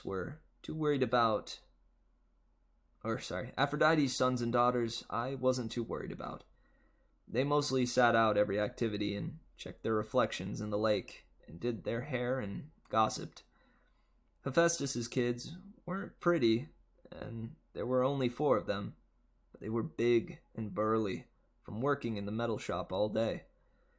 They might be a problem. That, of course, left Ares' cabin. A dozen of the biggest, ugliest, meanest kids on Long Island, or anywhere else on the planet. Chiron hammered his hoof on the marble. "Heroes," he announced. "You know the rules. The creek is the boundary line. The entire forest is fair game. All magic items are allowed.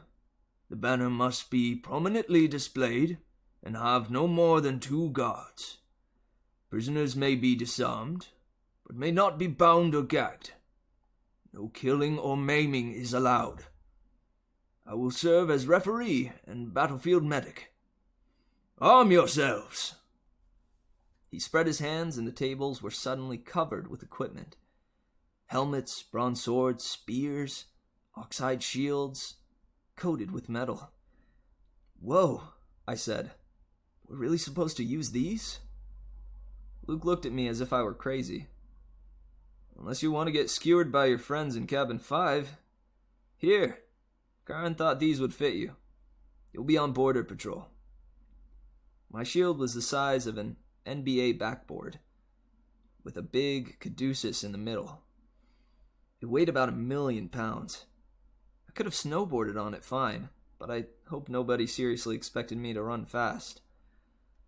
My helmet, like all the helmets on Athena's side, had a blue horsehair plume on top.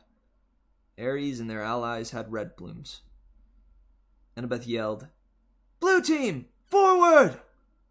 We cheered and shook our swords and followed her down the path to the south woods. The red team yelled taunts at us as they headed off towards the north. I managed to catch up with Annabeth without tripping over my equipment. "Hey." She kept marching. "So what's the plan?" I asked. "Got any magic items you can loan me?" Her hand drifted towards her pocket, as if she were afraid I'd stolen something. "Just watch Clarice's spear," she said. "You don't want that thing touching you. Otherwise, don't worry. We'll take the banner from Ares. Has Luke given you your job?" "Border patrol, whatever that means. It's easy. Stand by the creek, keep the Reds away. Leave the rest to me. Athena always has a plan." She pushed ahead, leaving me in the dust. "Okay," I mumbled. "Glad you wanted me on your team." It was a warm, sticky night. The woods were dark, with fireflies popping in and out of view. Annabeth stationed me next to a little creek that gurgled over some rocks. Then she and the rest of the team scattered into the trees.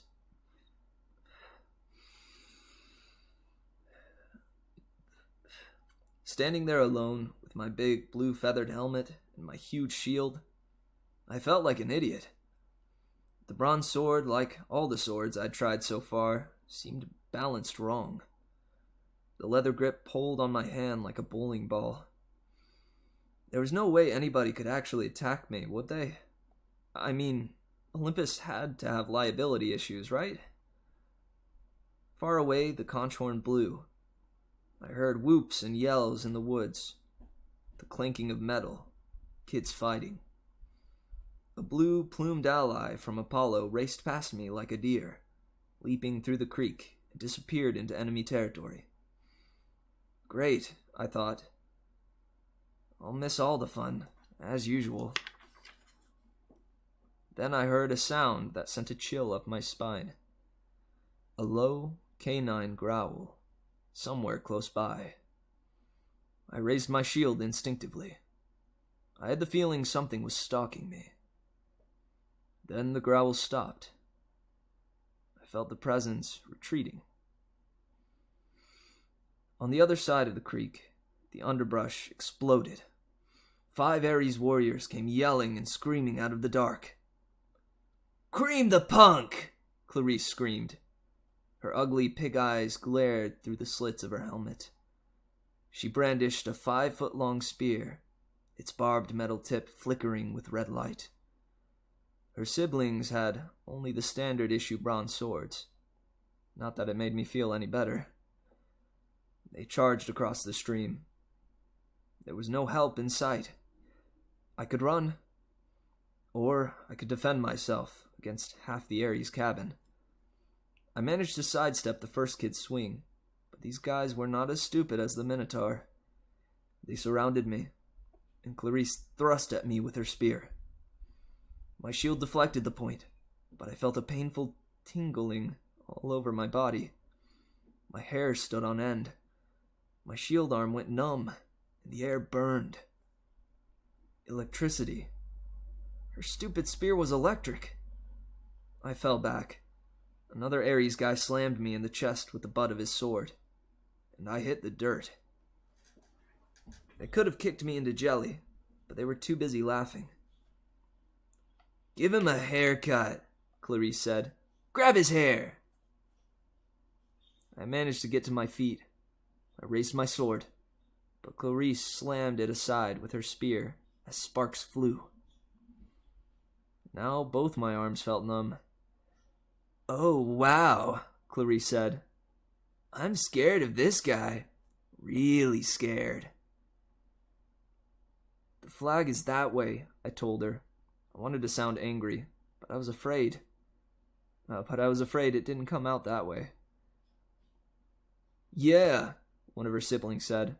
"But see, we don't care about the flag. We care about a guy who made our cabin look stupid." "You do that without my help," I told them. It probably wasn't the smartest thing to say. 2 of them came at me.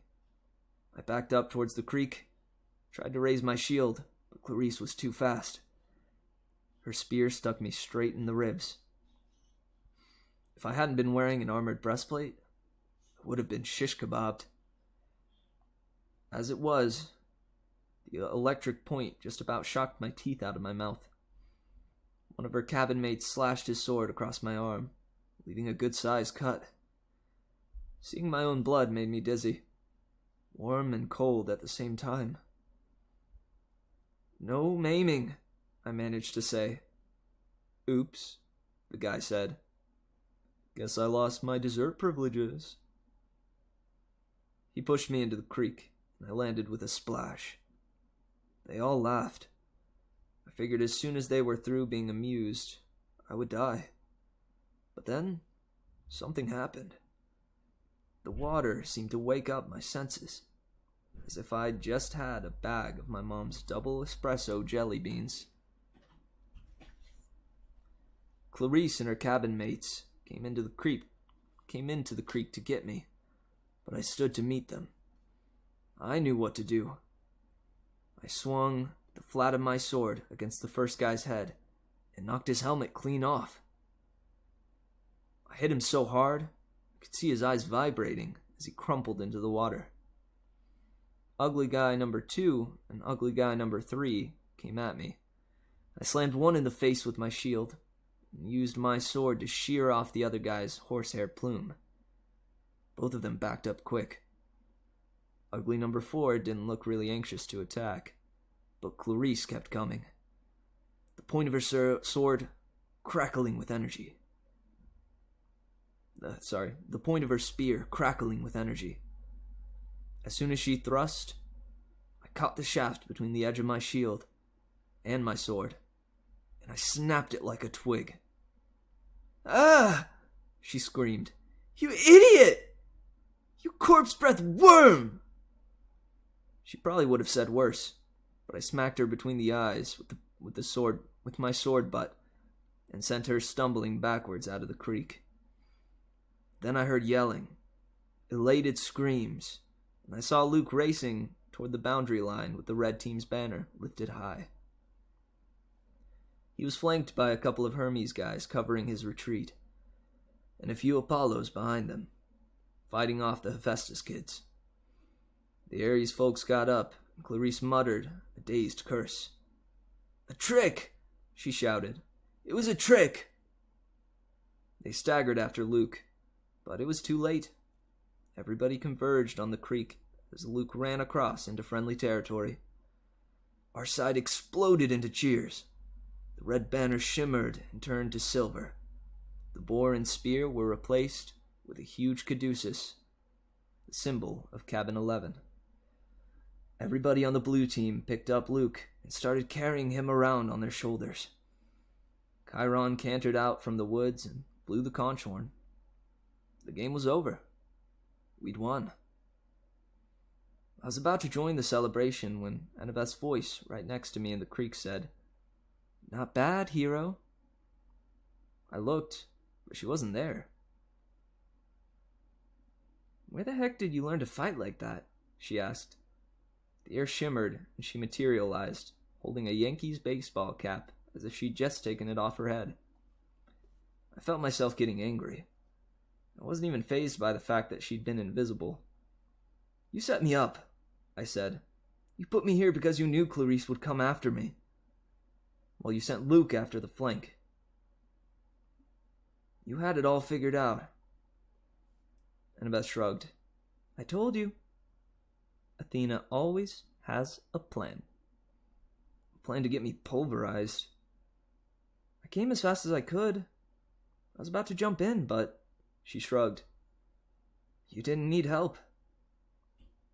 Then she noticed my wounded arm. "How did you do that?" "Sword cut," I said. "What do you think?" "No, it was a sword cut. Look at it." The blood was gone. Where the huge cut had been, there was a long white scratch, and even that was fading. As I watched, it turned into a small scar and disappeared. I don't get it," I said. Annabeth was thinking hard. I could almost see the gears turning. She looked down at my feet, then at Clarice's broken spear, and said, "Step out of the water, Percy." "What?" "Just do it." I came out of the creek and immediately felt bone-tired. My arms started to go numb again. My adrenaline rush left me. I almost fell over, but Annabeth steadied me. "Oh, Stykes," she cursed. "This is not good. I assumed it would be Zeus." Before I could ask what she meant, I heard that canine growl again, but much closer than before. A howl ripped through the forest. The campers' cheering died instantly. Chiron shouted something in ancient Greek, which I would realize only later I had understood perfectly. "Stand ready! My bow!" Annabeth drew her sword. There on the rocks, just above us, was a black hound the size of a rhino, with lava-red eyes and fangs like daggers. It was looking straight at me. Nobody moved except Annabeth, who yelled, "Percy, run!" She tried to step in front of me, but the hound was too fast. It leaped over her, an enormous shadow with teeth. And just as it hit me, I stumbled backward and felt its razor-sharp claws ripping through my armor. There was a cascade of thwacking sounds, like 40 pieces of paper being ripped one after another. From the hound's neck sprouted a cluster of arrows. The monster fell dead at my feet. By some miracle, I was alive. I didn't want to look underneath the ruins of my shredded armor. My chest felt warm and wet, and I knew I was badly cut. Another second, and the monster would have turned me into 100 pounds of delicatessen meat. Sorry, I don't recognize that word. Chiron trotted up to us, a bow in his hand, his face grim. "De immortalis," Annabeth said. "That's a hellhound from the fields of punishment. They're not supposed to." "Someone summoned it," Chiron said. "Someone inside the camp." Luke came over, the banner in his hands forgotten. His moment of glory gone. Clarice yelled, "It's all Percy's fault! Percy summoned it!" "Be quiet, child," Chiron told her. We watched the body of the hellhound melt into shadow, soaking into the ground until it disappeared. "You're wounded," Annabeth told me. "Quick, Percy, get in the water." "I'm okay." "No, you're not," she said. "Chiron, watch this." I was too tired to argue. I stepped back into the creek, the whole camp gathering around me. Instantly, I felt better. I could feel the cuts on my chest closing up. Some of the campers gasped. "Look, I don't know why," I said, trying to apologize. "I'm sorry." But they weren't watching my wounds heal. They were staring at something above my head. "Percy," Annabeth said, pointing. By the time I looked up, the sign was already fading, but I could still make out the hologram of green light spinning and gleaming. A 3-tipped spear. A trident. "Your father," Annabeth murmured. "This is really, really not good." "It is determined," Chiron announced. All around me, campers started kneeling, even the Ares cabin, though they didn't look happy about it. "My father?" I asked, completely bewildered. "Poseidon," said Chiron. "Earth Shaker, Storm Bringer, Father of Horses. Hail, Percy Jackson, son of the Sea God. Or hail, Perseus Jackson, son of the Sea God." End of chapter 8.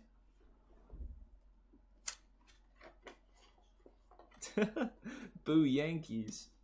Go Red Sox.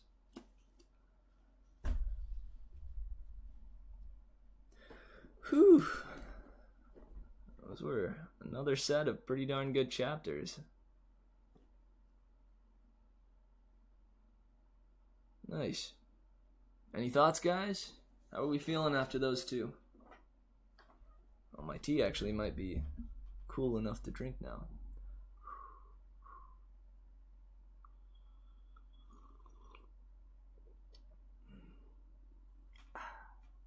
That's some good tea.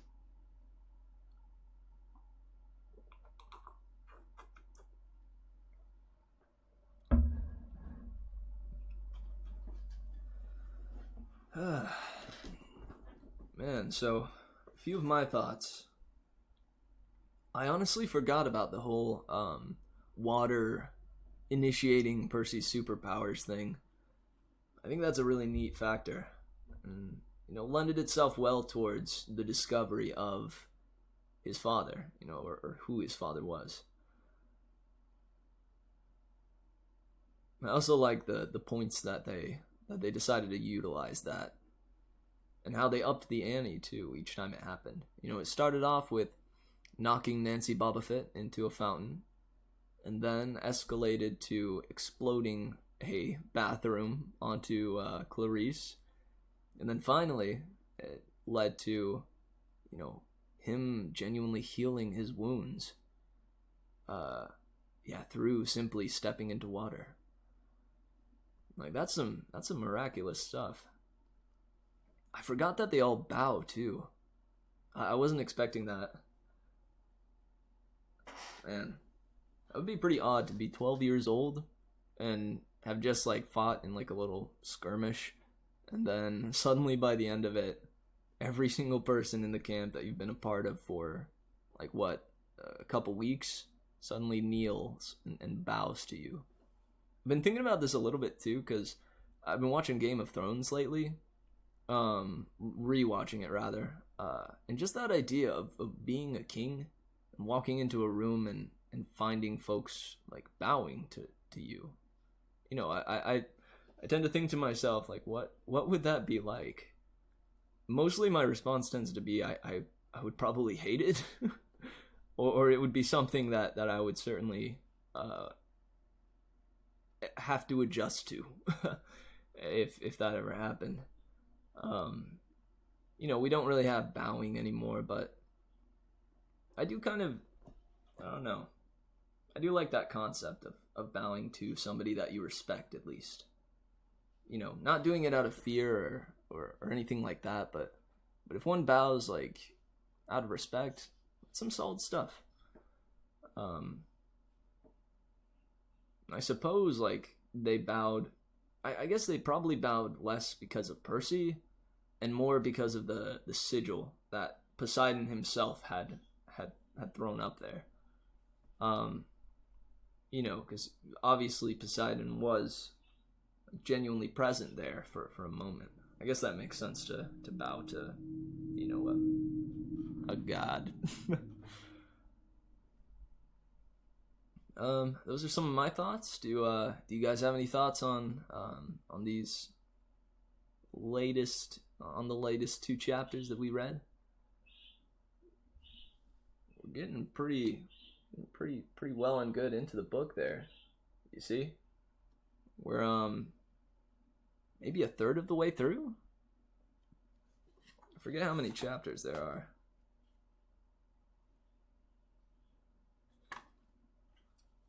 There's 22 chapters. We're moving on to chapter 9 next time. Indeed, good stuff. We are in there. And I'm excited. We're actually like doing 2 chapters a day. We are kind of schmooving through this book. For lack of a better, well, what am I saying? That is the better term. Well, we are schmooving through this book. And I have the rest of the series over there on my shelf, so I'm looking forward to the fact that we have plenty more to read and plenty for me to practice.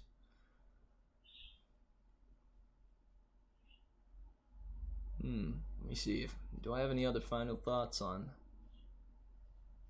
these last 2 chapters? I'm trying to figure out, because Grover, right, like most of the time so far, he's been talking about like kind of difficult stuff to talk about, and I know he's a nervous fella in general, but I'm wondering if there will come a time where I'll need to voice act him without that like tinge of worry and self-loathing, in there. Is there a point where he speaks with gusto or speaks, with confidence rather? And I wonder what that would sound like. I'm hoping we get some context for that at some point. Because a lot of the characters where I feel like the voice is a little more defined or developed, like I look forward to the different scenarios that they wind up in. um, for the sake of practicing the same voice but in a variety of scenarios.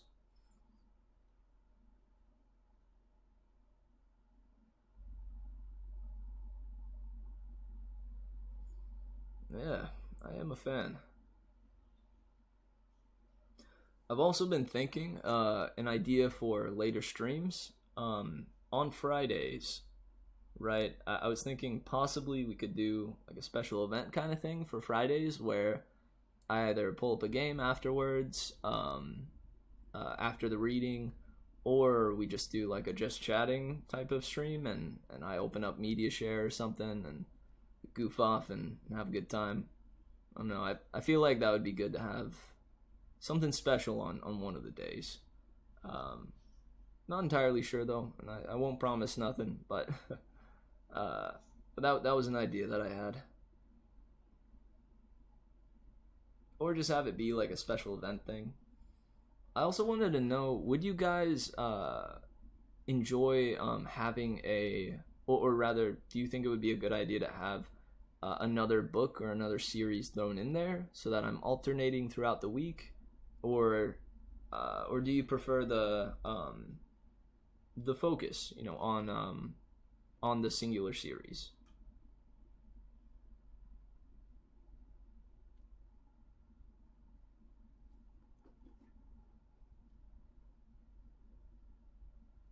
That is my questioning head rotation move.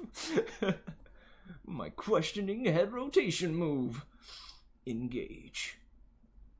Wow, wow, wow.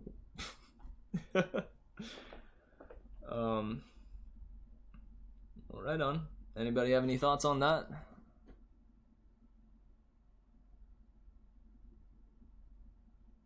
Like the focus? Nice. Coleman, you like the sound of switching it up?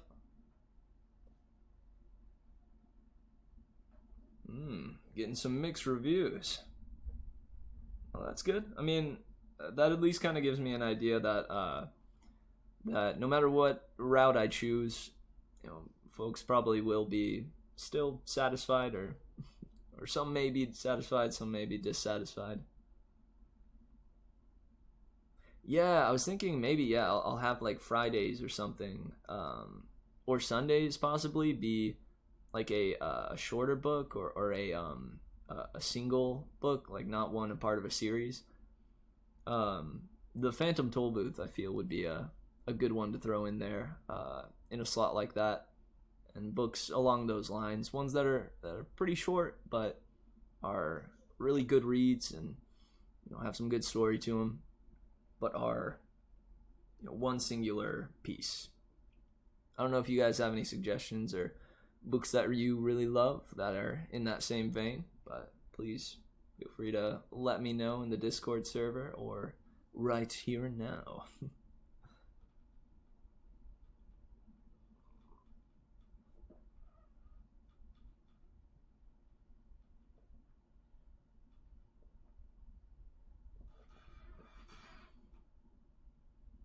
What if instead of entire books, I read a short series?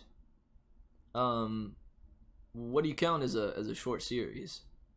Percy Jackson could, like, I don't know, kind of be like seen as a short series. Do you just mean like less than 4 books, like a 3-book series, or a series of books that has just short bits to them, like they're not many pages long, that kind of thing?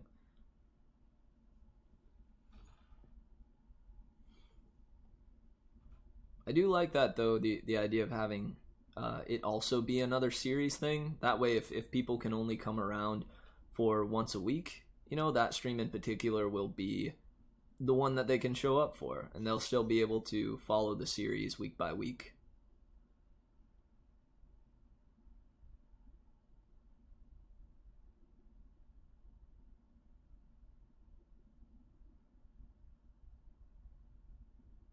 Oh, goodness, sorry, short stories. My bad. Oh, I read that entirely wrong. My bad, dude. Um, yeah, no, that actually would be a good idea. I like the idea of short stories. I haven't read some of those in quite a while. It'd be interesting. I'd be interested to explore like various collections and things that I haven't seen before, or old ones that I remember. It'd be tough. I remember reading a lot of them in my logic class when I was in my junior year, like my sophomore and junior year of high school. In logic class, my teacher, Mr. Leland Holler, yeah, like had us read a bunch of short stories that were really, really good.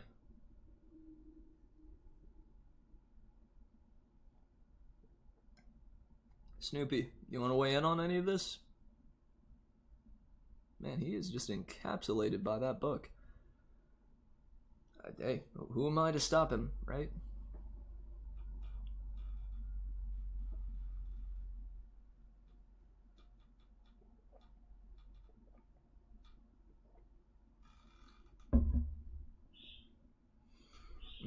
That tea is good. Like an astronaut, these feels I can't shake off. I'm in your orbit, and I will never drop. I'm so ready to take me out. Right on. Those are some good ideas. Would Friday or Sunday be a better day for that? I'm thinking Sunday, but it's just my first instinct.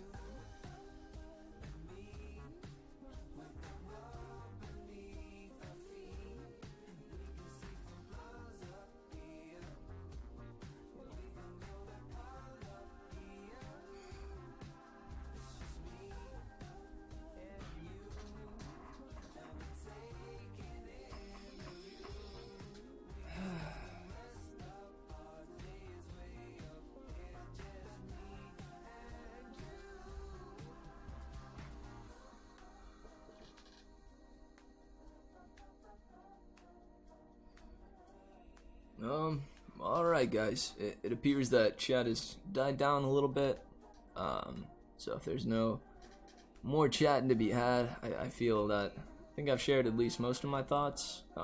We'll come back tomorrow and I'll do my recap and probably have a couple more things to say about the chapters we read previously, but I think it's about time we sign off.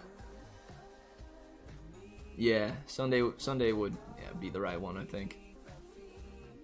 Or at the very least, a good day to do it. Sweet. Yeah, alright. We're gonna wind down and call it a night here. Drink the rest of my tea and head off to bed in a couple hours. Thanks for coming. And I'll be playing the little outro theme and scooting. Ski daddling. Alright, again, much love guys. We made it up to 5 viewers again, which is really incredible. I've really only been expecting like up to 3 viewers per stream, but I think like our peak wound up being 7 in one of the last streams, which is really incredible. And I, so far the folks that have come through to listen to the stream have also followed, which is really exciting. To have a rate like that where I think everybody that's viewed it has streamed it is incredible, or has followed it, or has followed the channel is really incredible, and I'm blessed because of it.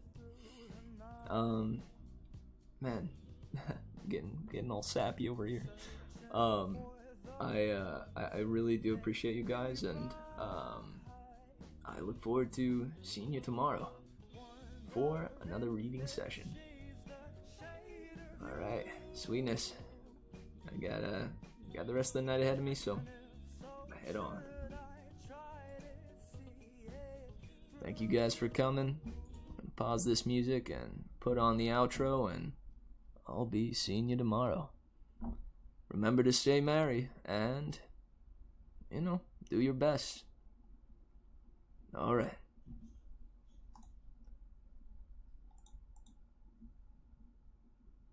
I love you guys. Bye.